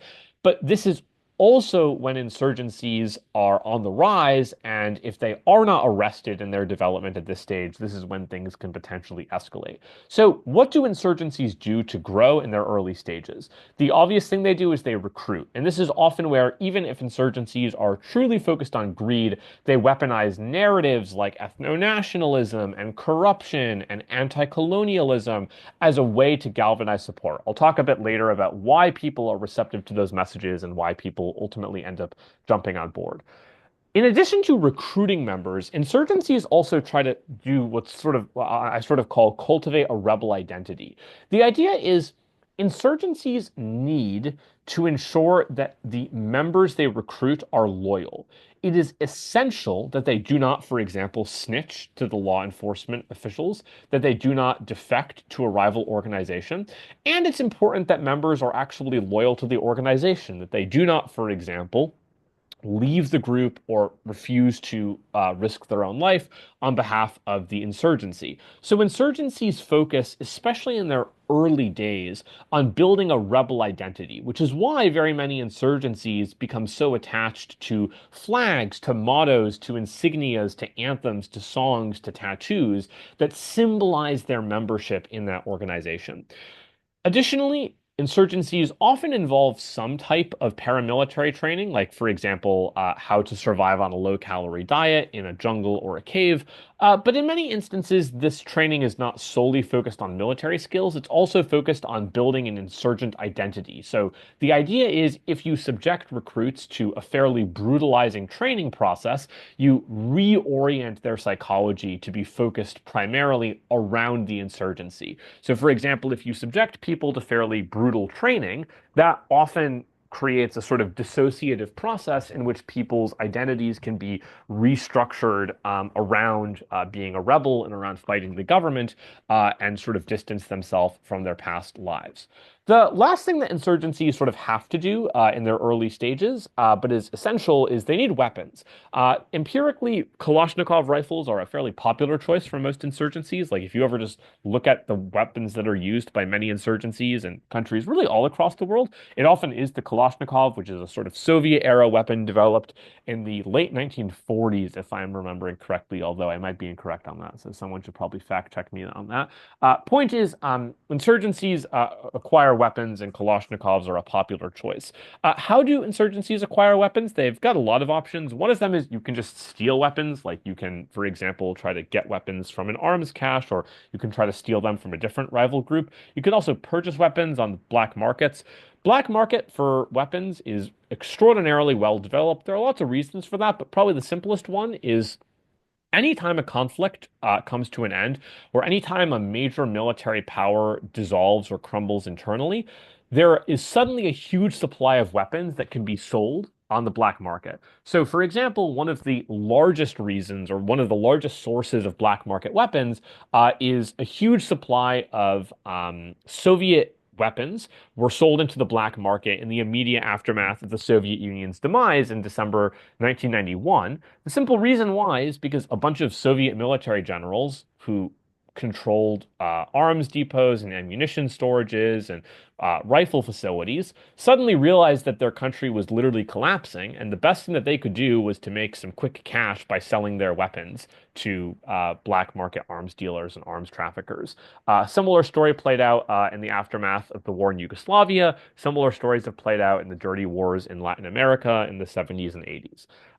The last way insurgents can get weapons is that you can sort of just inherit weapons from soldiers that defect from the government military to the insurgency. Weapons are, of course, important because it's hard to fight an armed insurgency if you aren't armed, but it's also important because the tactics used by insurgents evolve over time. So, in the earliest stages of an insurgency, violence is quite rare. And this is not necessarily because insurgents are angels, it's because violence is risky when you are very early in the process of running an insurgency. If you use too much violence, there is a risk that the state catches notice of you and subsequently strikes and cracks down on you. Which means that very new insurgencies have very strong incentives to limit the use of violence to the most strategic cases, like, for example, using violence only as a tool of burglary or robbery. As insurgencies become more sophisticated, so for example, as they start to gain control over territory, as their membership expands, as their training regimens become more sophisticated, they start shifting towards guerrilla warfare, in which you launch hit and run attacks, you use improvised explosive devices, you target limited government infrastructure like utility services or local government buildings, you target police officers through ambushes, but you do not yet, at this stage in an insurgency's lifespan, span, target hardened targets. So, for example, you probably wouldn't try to attack a military base.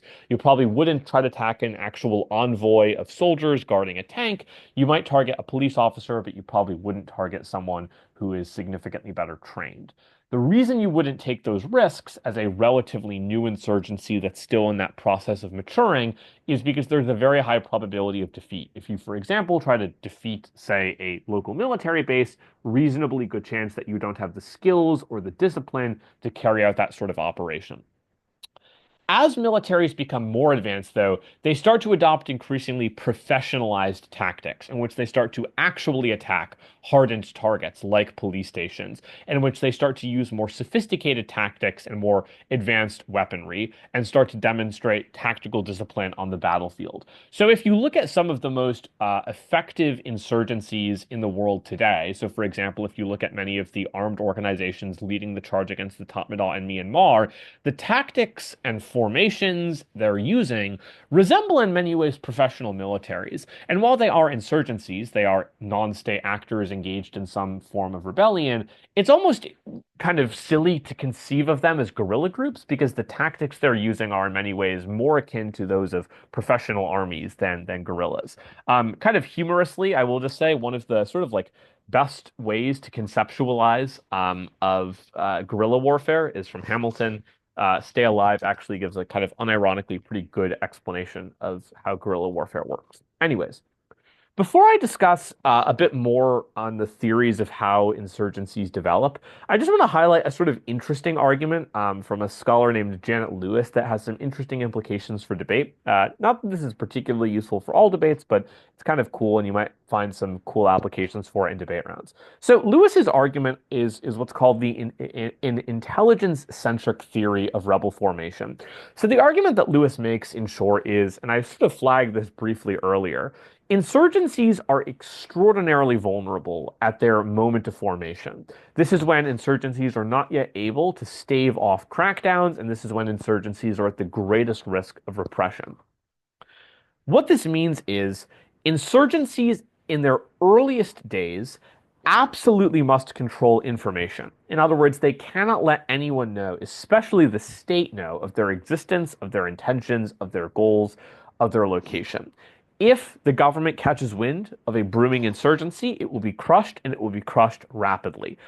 What does this mean for insurgencies? It means a few things. First, it means that insurgencies often form in areas or in countries where information control is relatively easier. So, for example, insurgencies are significantly more likely to emerge in relatively forested or rural or mountainous or jungled areas where the uh, permanence of state institutions is significantly lesser than in urban or highly populated areas.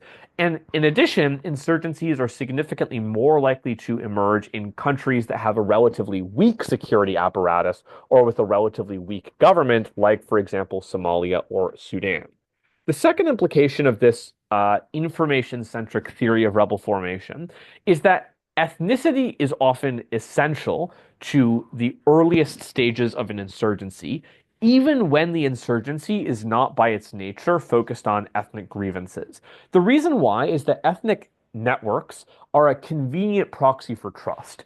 If you're starting an insurgency, you don't know who you can and cannot trust.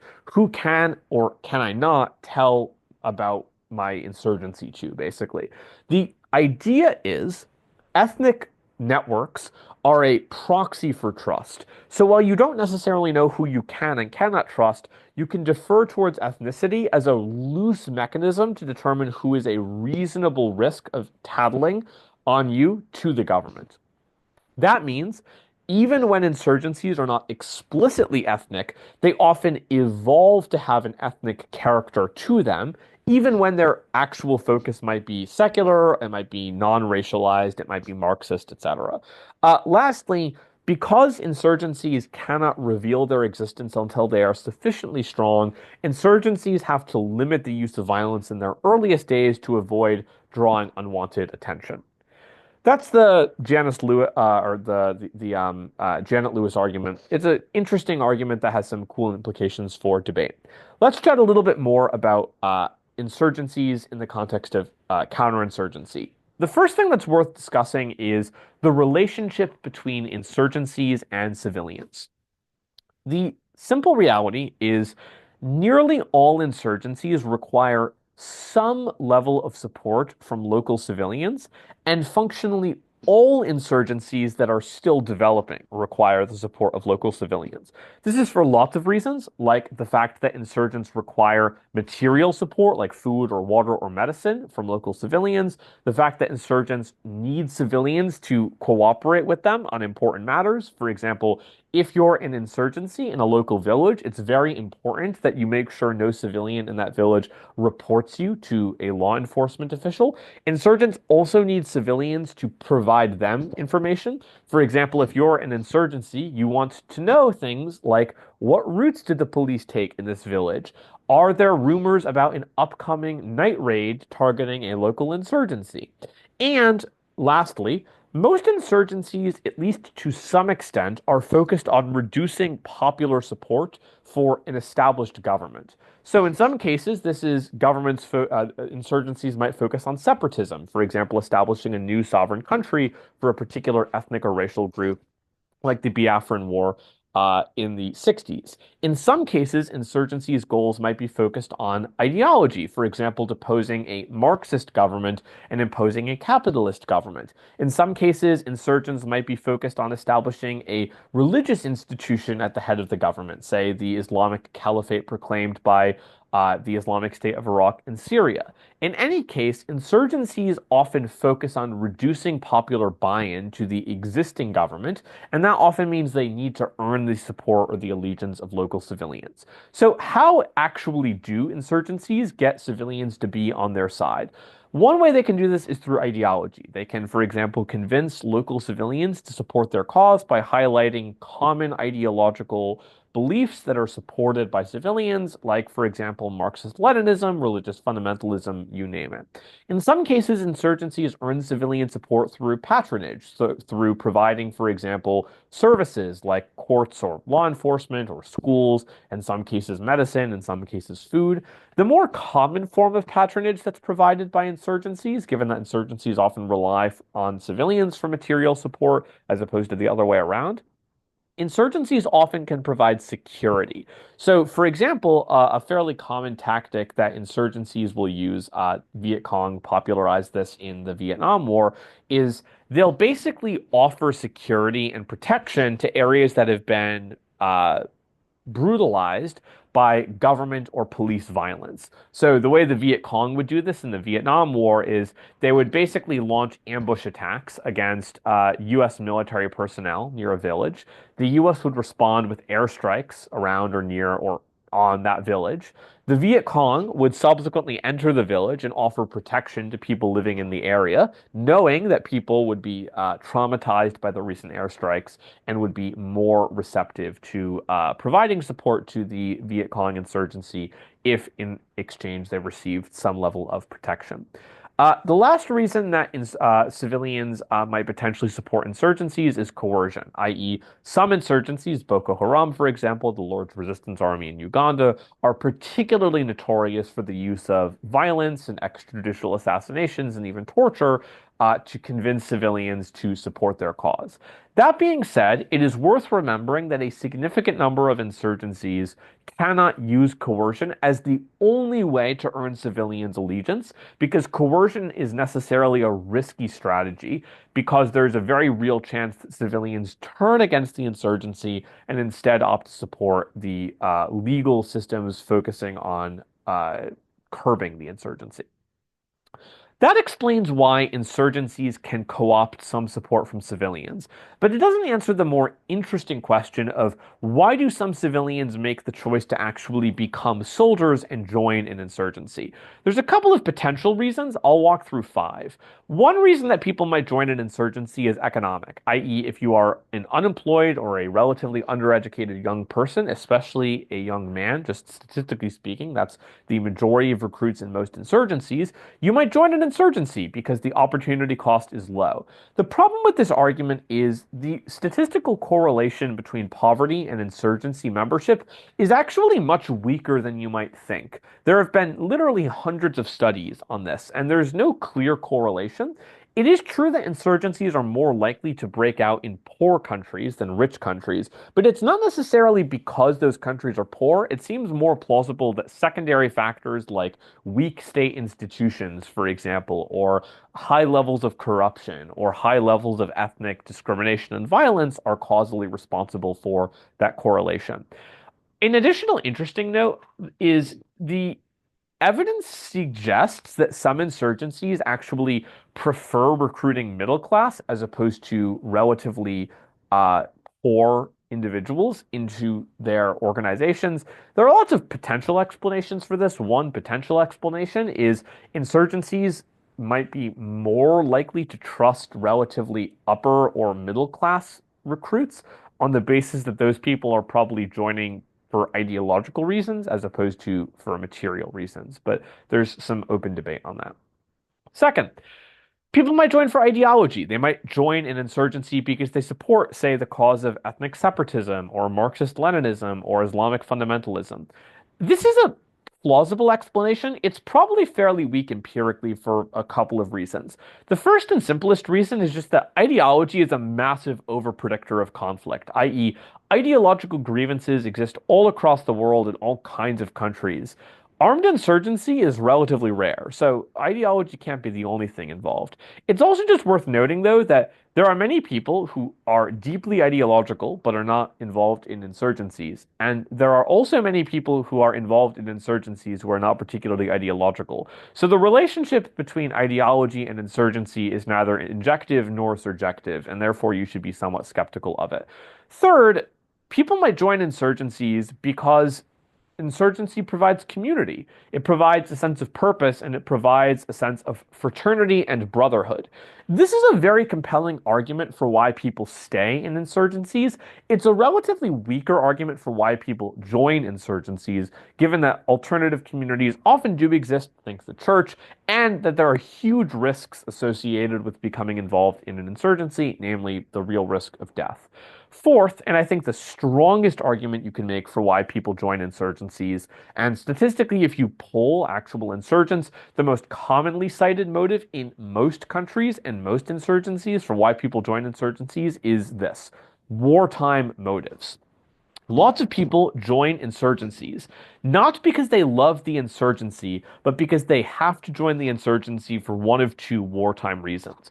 First, some people just join insurgencies because it's in their own self-interest to do so for protection. So, for example, many people start their criminal careers in prison.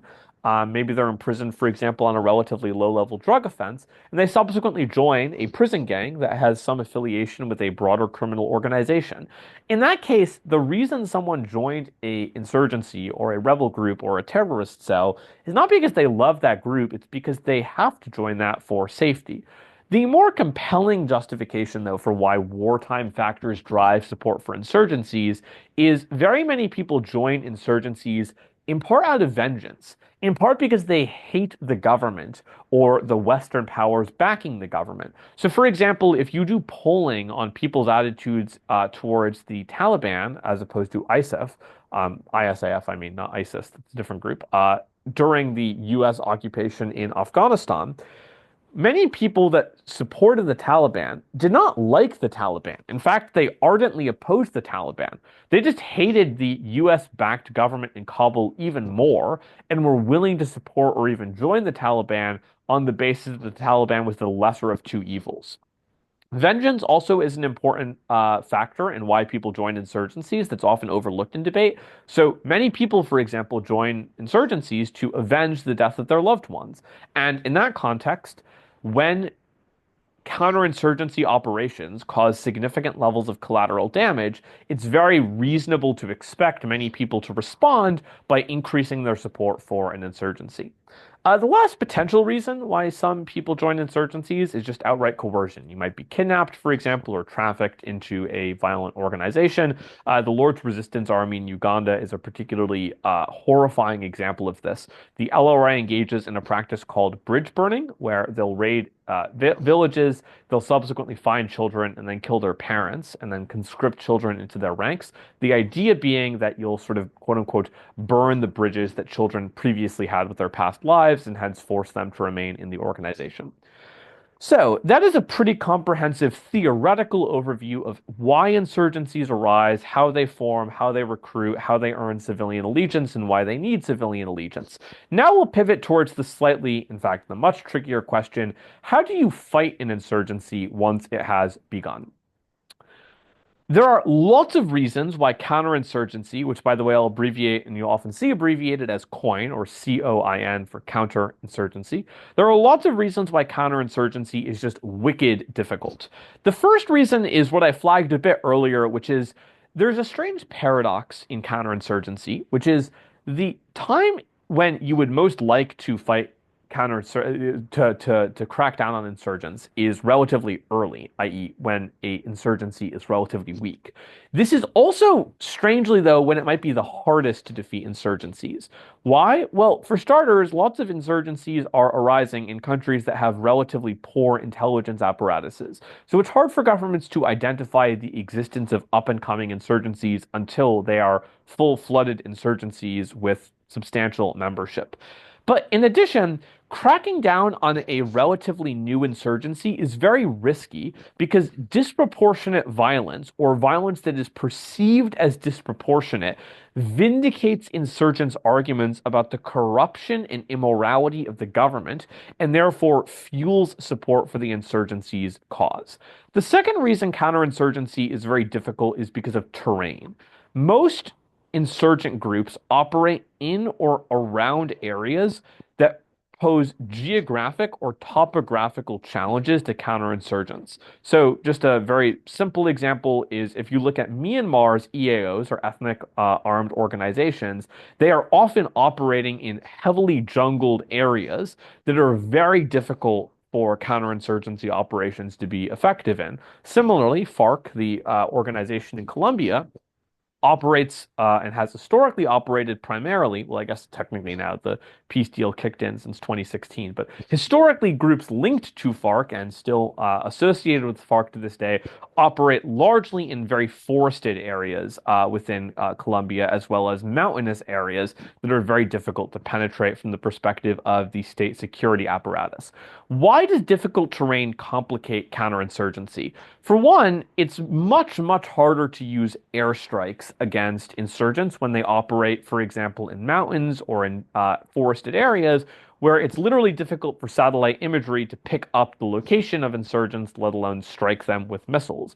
But in addition, when you have an insurgency operating in, for example, a jungled area or a region that has a large number of rivers, it's very difficult to use mechanized infantry, for example, tanks or artillery or armored fighting vehicles. And that necessarily means that the way most countries fight insurgents is through infantry, i.e. soldiers.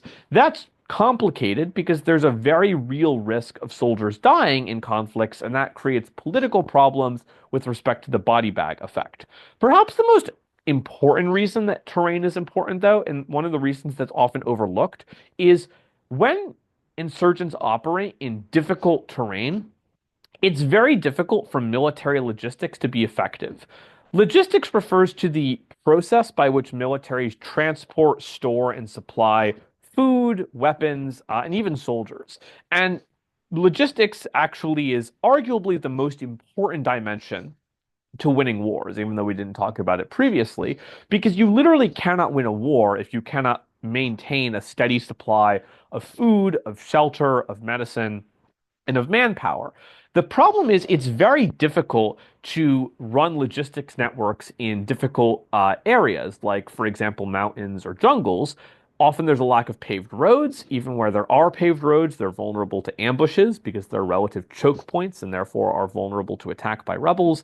In many instances, you don't have runways or airstrips for airplanes, so you have to use helicopters instead, which are significantly more vulnerable to anti-aircraft fire. They can typically travel at lower speeds, especially at high altitudes where the air is thinner. And all of this basically means, in short, that it's very difficult to supply large-scale counterinsurgency forces in relatively inhospitable terrains. Kind of terrifying example of this is what was called the Valley of Death in Afghanistan, or the Korangal Valley, in which, oops, I hit a button I wasn't supposed to hit, in which the U.S. military launched a series of counterinsurgency operations against the Taliban and the Haqqani network, but faced enormous difficulty because if you literally just look at this mountainous, at points forested area, it is enormously, enormously difficult to fight the Taliban in that type of region. The third reason that counterinsurgency is difficult is because of the problem of target differentiation. The concept of target discrimination does not mean discrimination in a bad sense. It means differentiating between soldiers and civilians. The problem is it's very difficult to do this in counterinsurgency operations. Why? Well, for starters, insurgents are often operating within or near civilians. And that means it's very difficult to identify who's a civilian and who's not.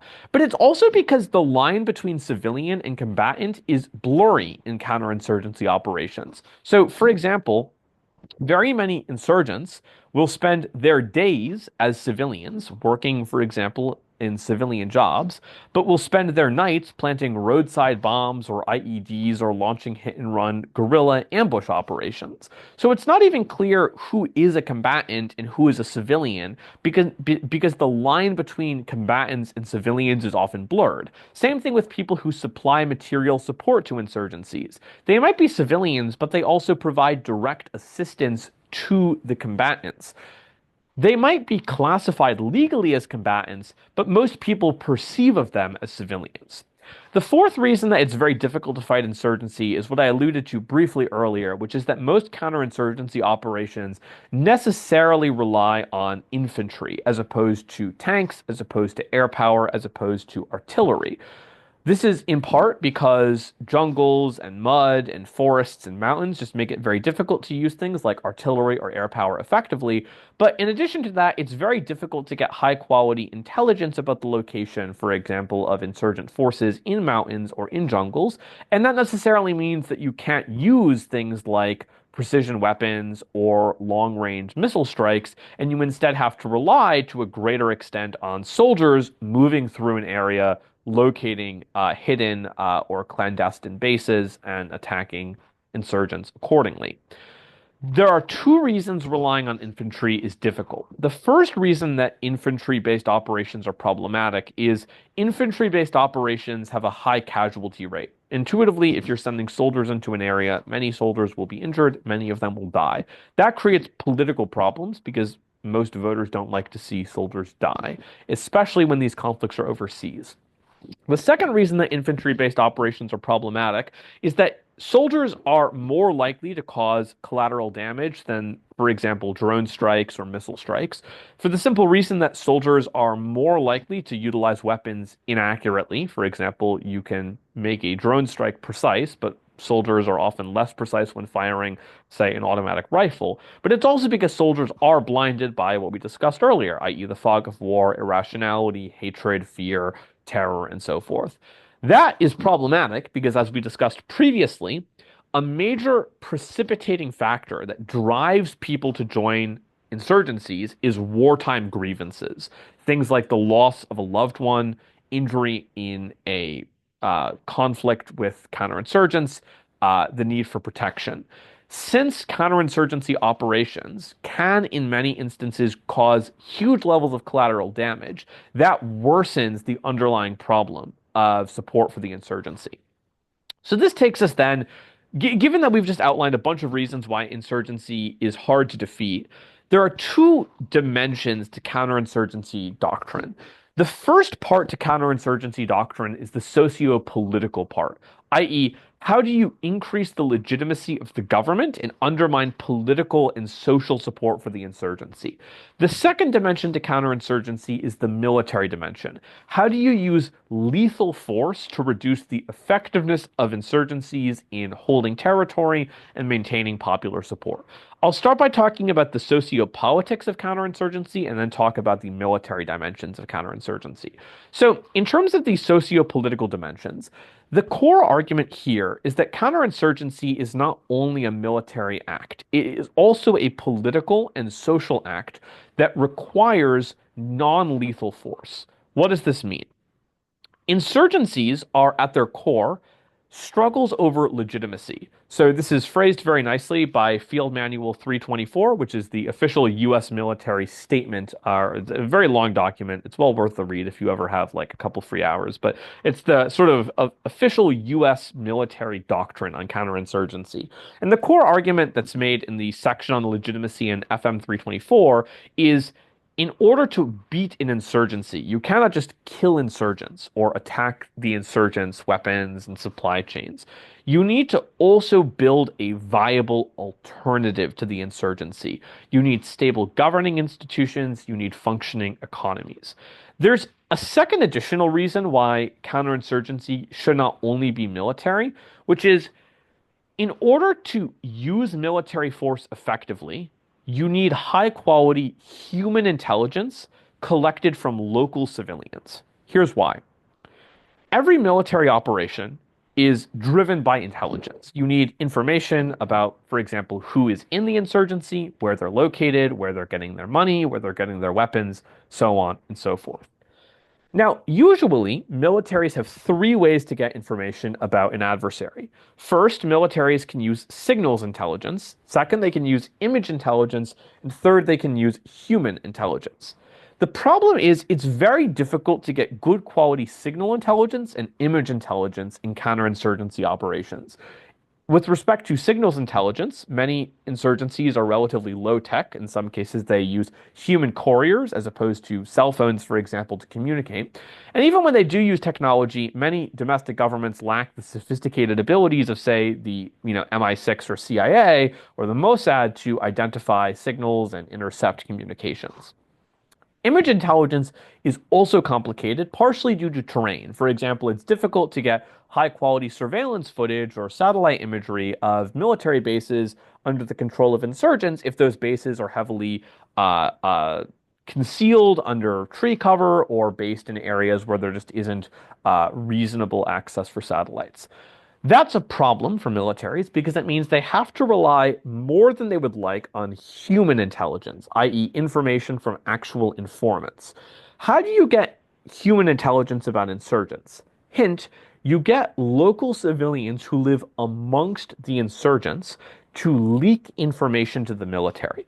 So the key question in counterinsurgency studies then is how can militaries get civilians to trust them enough to provide them with information? This is the logic of hearts and minds. A common misconception is that hearts and minds strategies are nonviolent. This is nonsense. Hearts and minds strategies are fundamentally about utilizing aid as a mechanism to increase the effectiveness of violence.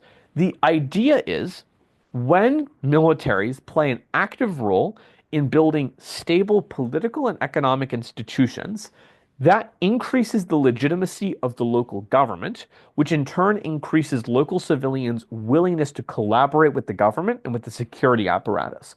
When local civilians are more willing to collaborate with the local security apparatus, they are more willing to provide information, tips, information reports, and so forth. That information then increases the effectiveness and the selectiveness of military operations. For example, you start to know who is in the insurgency, where insurgencies are basing their weapons, where they're planning to attack, and so forth. How do militaries win hearts and minds? They have lots of things that they can do. You can build infrastructure, you can fund development projects, you can host community building sessions, and you can also offer joint security initiatives like integrating local people into the police force. The way that the US conceptualizes of the quote unquote hearts and minds is what's called the shape, clear, hold, build model. The idea is that you clear areas of insurgents, you hold the area from being recaptured by insurgents, and then subsequently you build. So in some cases you literally build, so you build things like roads and hospitals and schools and health clinics. And in other cases you're building political institutions like local town councils or holding democratic elections for the local school board. Now, that is the socio-political side of counterinsurgency, and I've just sort of broadly outlined the case for hearts and minds. I also have some notes on why hearts and minds doesn't work. I can link them later. that's the socio-political side, but of course there is also a military side to counterinsurgency. That's what I'll discuss next. So the military side to counterinsurgency has two competing views. The population-centric counterinsurgency view says that you should use military force when fighting insurgencies, but you should use military force selectively, and the primary goal should be protecting civilians from violence.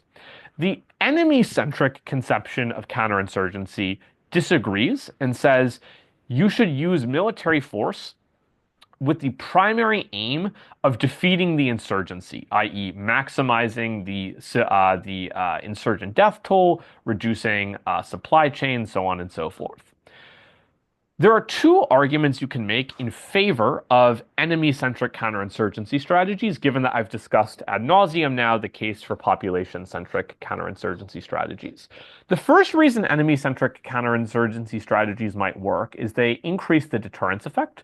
The second argument for why they might potentially be effective is that they bleed insurgencies of the critical resources they need to sustain the insurgency. So, for example, if you can disrupt the supply chains that insurgents use to get ammunition from foreign donors, or if you can deter civilians from providing food and shelter to insurgents, then insurgents will naturally have a harder time sustaining the insurgency.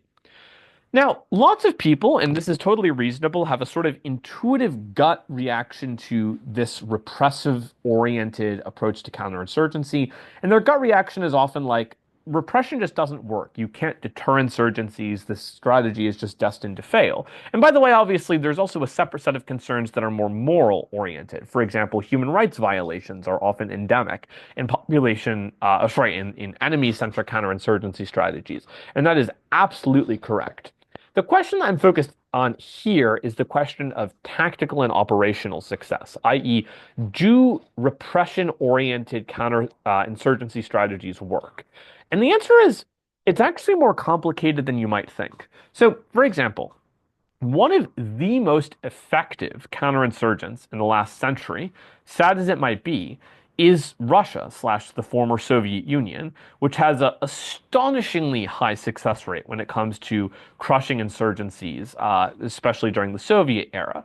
And if you look at the tactics that Russia used in fighting insurgencies, this here is a picture from Grozny in Chechnya. I think the picture was taken in 2000 or 2001. And if you look at the level of destruction that Russia inflicted on Grozny, it is astonishingly terrifying what Russian airstrikes did in Grozny, but arguably it worked. The Second Chechen War ended in Russia's favor, and the Chechen insurgency has largely died down since then. The other I guess the other example that's less talked about within Western circles, but is also an interesting case of this, one of the most quietly successful counterinsurgency case studies for Western militaries is Operation Inherent Resolve, which was the US-led slash Western-backed military campaign against ISIS. And if you think about what Operation Inherent Resolve included, it was pictures like this, i.e. vast airstrikes against territories and positions held by the Islamic State. And of course, Operation Inherent Resolve was not the reason ISIS was defeated in Iraq and Syria. Lots of that had to do with the direct operations of Kurdish militias, for example, the Peshmerga, as well as a range of other forces, like, for example, Russian airstrikes against ISIS. But nonetheless, you can't ignore the fact that mass violence against ISIS played an essential role in degrading the abilities of ISIS to maintain and hold territory in Iraq and in Syria. So where does this leave us? Well, the answer is it's kind of complicated. What we've seen is if you use violent force to repress an insurgency, there is a very real risk that the insurgency only grows stronger. But at the same time, there are also plenty of stories and cases where high levels of repressive violence have proven to be actually quite effective in reducing the long-term viability of the insurgency. So what should the lesson that we take away from this be? Well, the simplest conclusion, or the simplest way to reconcile these two hypotheses, is to say that the relationship between violence and counterinsurgency efficacy is U-shaped, i.e., if you use a selective amount of violence and couple that with hearts and minds strategies, you have a reasonable chance of defeating the insurgency. Alternatively, if you use very high levels of indiscriminate violent force, you also have a high likelihood of defeating the insurgency. If you try for a middle ground solution, like a medium level of violence and a medium level of hearts and minds, you're probably not going to succeed. Why? Because counterinsurgent violence has two effects. Effect one, if you use violence, you increase support for the insurgency because you increase collateral damage. Effect two, violence decreases support for the insurgency through deterrence by reducing the ranks of insurgencies, so on and so forth. The way that you can balance these two effects against each other is either by minimizing the effects of violence that strengthen insurgencies, i.e., limit the use of violence except for strategic cases where you're protecting civilians, or maximize the insurgency weakening effects of violence through the mass use of violent force, i.e., enemy-centric counterinsurgency. So that's broadly a sort of overarching holistic review of theories of repressive violence and counterinsurgency. The last thing I'll chat about, I'm going to make this much briefer than the other sections because I've already gone way over, is cartels and street gangs. I'm going to make like a longer video, perhaps delving into this more specifically. So I'll kind of make this brief because I've already gone quite a bit over. Just to make this quick, I will maybe I'll post the slides as well, and that way you can like look at the things I've written out for this. Cartels are violent, but this is theoretically confusing for a couple of reasons. First, violence in theory is bad for cartels if cartels are profit-oriented. People die, smugglers have to charge higher fees for transporting narcotics, and in theory, therefore, cartels have incentives to be peaceful, even if they aren't. Second, there are huge risks with a principal-agent problem arising, i.e., if cartels build substantial paramilitary forces, there is a risk that those paramilitary forces subsequently splinter from the mainstream cartel, like the Los Zetas gang breaking off from the Gulf cartel in the 2000s. Third, violence is controversial, and there's a risk that the state will crack down on cartels if they're needlessly violent.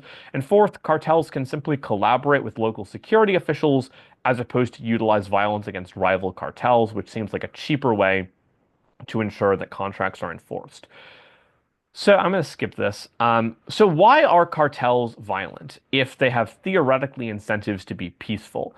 One reason is loss reduction, i.e., if the police are trying to raid and steal your stuff, you might fight back as a mechanism of retaining profits. Secondly, violence is a way to reduce the costs of corruption, i.e., if you can offer the quote-unquote bribe or bullet deal, as Pablo Escobar famously did in Colombia, you can cheapen bribes by coupling the offer of a bribe with a threat of death for police officers who refuse to take your bribe. Third, you can utilize violence as a cartel to lobby governments to change policies. So, for example, Pablo Escobar very famously launched a series of terrorist attacks against the Colombian government to force Colombia to hold a national referendum on abolishing its extradition treaty with the US.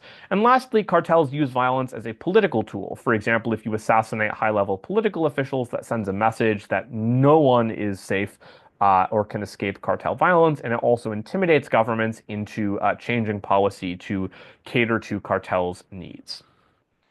There are also reasons why cartels are violent with other cartels. The simplest reason are turf wars, i.e., specific areas are economically productive for cartels because they reduce transaction costs, they reduce transportation fees, and given that cartels are trying to transport narcotics across international borders, control over strategic territory is economically viable and economically lucrative. Therefore, there are strong incentives for cartels to engage in violence over strategically valuable tracts of land.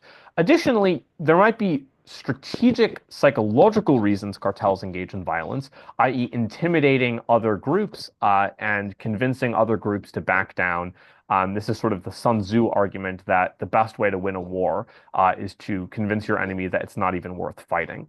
Additionally, because cartels operate in not legal areas, for example, selling illegal drugs, they have to settle contracts through violence as opposed to through courts. And of course, there are also rivalry-based reasons why cartels might be violent towards other cartels, i.e., a demonization of other cartels through narco ballads and propaganda and music lyrics.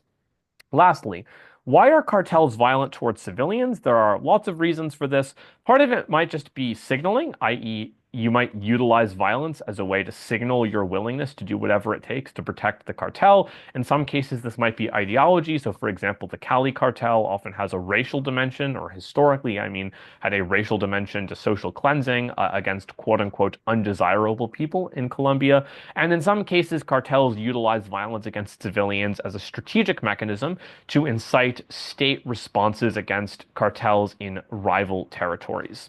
There's also an interesting non-strategic explanation for why cartels are so violent. The argument, in short, is that a significant number of people who join cartels often come from relatively vulnerable backgrounds where they had limited access to jobs and education and feel disrespected and ignored. And in this context, many people feel that violence is a form of currency, i.e., violence is a way of buying respect. Violence is a way of making other people see you as a person where they previously didn't even recognize your presence. And given that cartels create bonds that are centered around violence, cartels often engage in violence not because violence is strategically wise or profit maximizing, but they rather engage in violence because it is simply consistent with the sort of cultural values of the cartel. There's a kind of interesting profile of this that the New York Times did of sicarios in Mexico. Feel free to read about it later. Last thing I'll note with respect to violence is that there is an interesting and very important relationship between prisons and cartel violence. The major problem with many historical crackdowns on cartels is that crackdowns on cartels are not likely to reduce violence in the long term if the prisons that cartel members are placed into are simply breeding grounds for violence or quote unquote universities of crime. The problem is A, prisons often increase the effectiveness of cartels in the long term by forcing cartels to become more disciplined and better organized. But B, prisons often are grounds for recruitment, not only because prisons are often run in part by cartels, but also because threats of physical or even sexual violence are powerful incentives for people to join gangs or cartels while in prison. This is an interesting way of explaining the relative success of El Salvador's ongoing crackdown on MS-13 in the 18th Street Gang. So, brief context, El Salvador had a major civil war in the 1980s. A significant number of Salvadoran migrants fled to the United States. Many young Salvadoran migrants in or near Los Angeles subsequently entered into street gangs. Many of those people were subsequently deported in the 1990s. Subsequently, MS-13 and 18th Street arose as the two major street gangs in El Salvador and subsequently have become highly violent organizations. More recently, the government in El Salvador has cracked down through Mano Duro and super Mano Duro policies. The most recent example of this came in March 2022 to the present, in which Nayib Bukele, the president in El Salvador, who was elected in 2019, declared a state of emergency, suspended a range of civil rights, and imposed mass arrests on cartel and gang members. About 2 to 2.5% of the entire population of El Salvador is now in prison. And as a consequence, rates of violence, of cartel activity, and of homicides have dramatically dropped in El Salvador since the imposition of the Bukele crackdown. Even as the prison population has expanded dramatically. And part of the reason why this crackdown has successfully reduced violence is in part because Bukele has broken from historical precedent in El Salvador with respect to instituting mass crackdowns, not only on cartels and gangs in El Salvador, but also on cartels and gangs in El Salvador's prisons. The idea is that El Salvador is focused particularly on limiting the presence of gangs and cartels in running affairs in prisons, and is instead focusing on making prisons more disciplined than they previously were. So, for example, El Salvador has built this massive prison called the Terrorism Confinement Center that has the capacity to store up to 40,000 prisoners. The other reason why Bukele's crackdown has been unusually successful is that it was enormously swift. It came and it was announced and executed in the span of mere weeks, and as a consequence, the two major gangs in El Salvador were largely unable to mount a particularly effective response, and many people were either arrested or simply fled the country. The other reason why the crackdown has been successful is because the crackdown has arrested a huge number of gang members, of course, many innocent civilians as well. The consequence is, although gangs could theoretically retaliate against the crackdown, their membership has gone down and been depleted so rapidly that rates of retaliation have dropped as well because gangs simply don't assess that the probability of success is all that high. And for that matter, many MS-13 and 18th Street, members have simply left the country wholesale as opposed to stay in El Salvador where they believe they'll probably be arrested. Of course, the human rights violations that have accompanied this have been enormous in and outside of prison. Bukele has arguably contributed to a broader trend of democratic backsliding in El Salvador, having recently been elected to an arguably unconstitutional second term as president. And all of that is particularly problematic. I'll skip this because it's not that particularly relevant for debate, but I'll chat a bit about this to round things out. Most cartels and to some extent street gangs are involved in the narcotics business. Importantly, there are two ways that you can crack down on illegal narcotics. You can pursue demand-side counter-narcotics, in which the aim is to reduce demand for illegal drugs like heroin, meth, fentanyl, and so forth. Secondly, you can pursue supply-side counter-narcotics that aim to reduce the supply of illegal drugs, for example, by interdicting supplies of drugs at the border, confiscating drugs that are passing from Mexico into the US, etc.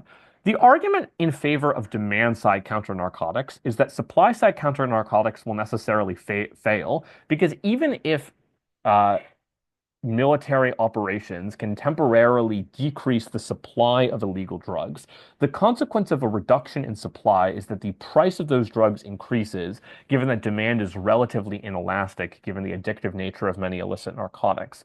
As the price of illegal narcotics increases, the incentive to produce those drugs or to become involved in the drug trade goes up. So in the long term, supply subsequently reorients back to the status quo levels, which means that supply side counter narcotics is simply destined to fail, whereas reductions in demand reduce price as well, and hence have a long-term effect of reducing participation in the industry. I'm going to skip this as well because it's not all that particularly interesting. So I think we'll wrap things up there. Hopefully this was interesting. Apologies for kind of skimming through the cartels and drug section. I'll probably release a longer video at some point on that, specifically in the lead up to Panama. Hopefully this was useful. I'll pause the recording there.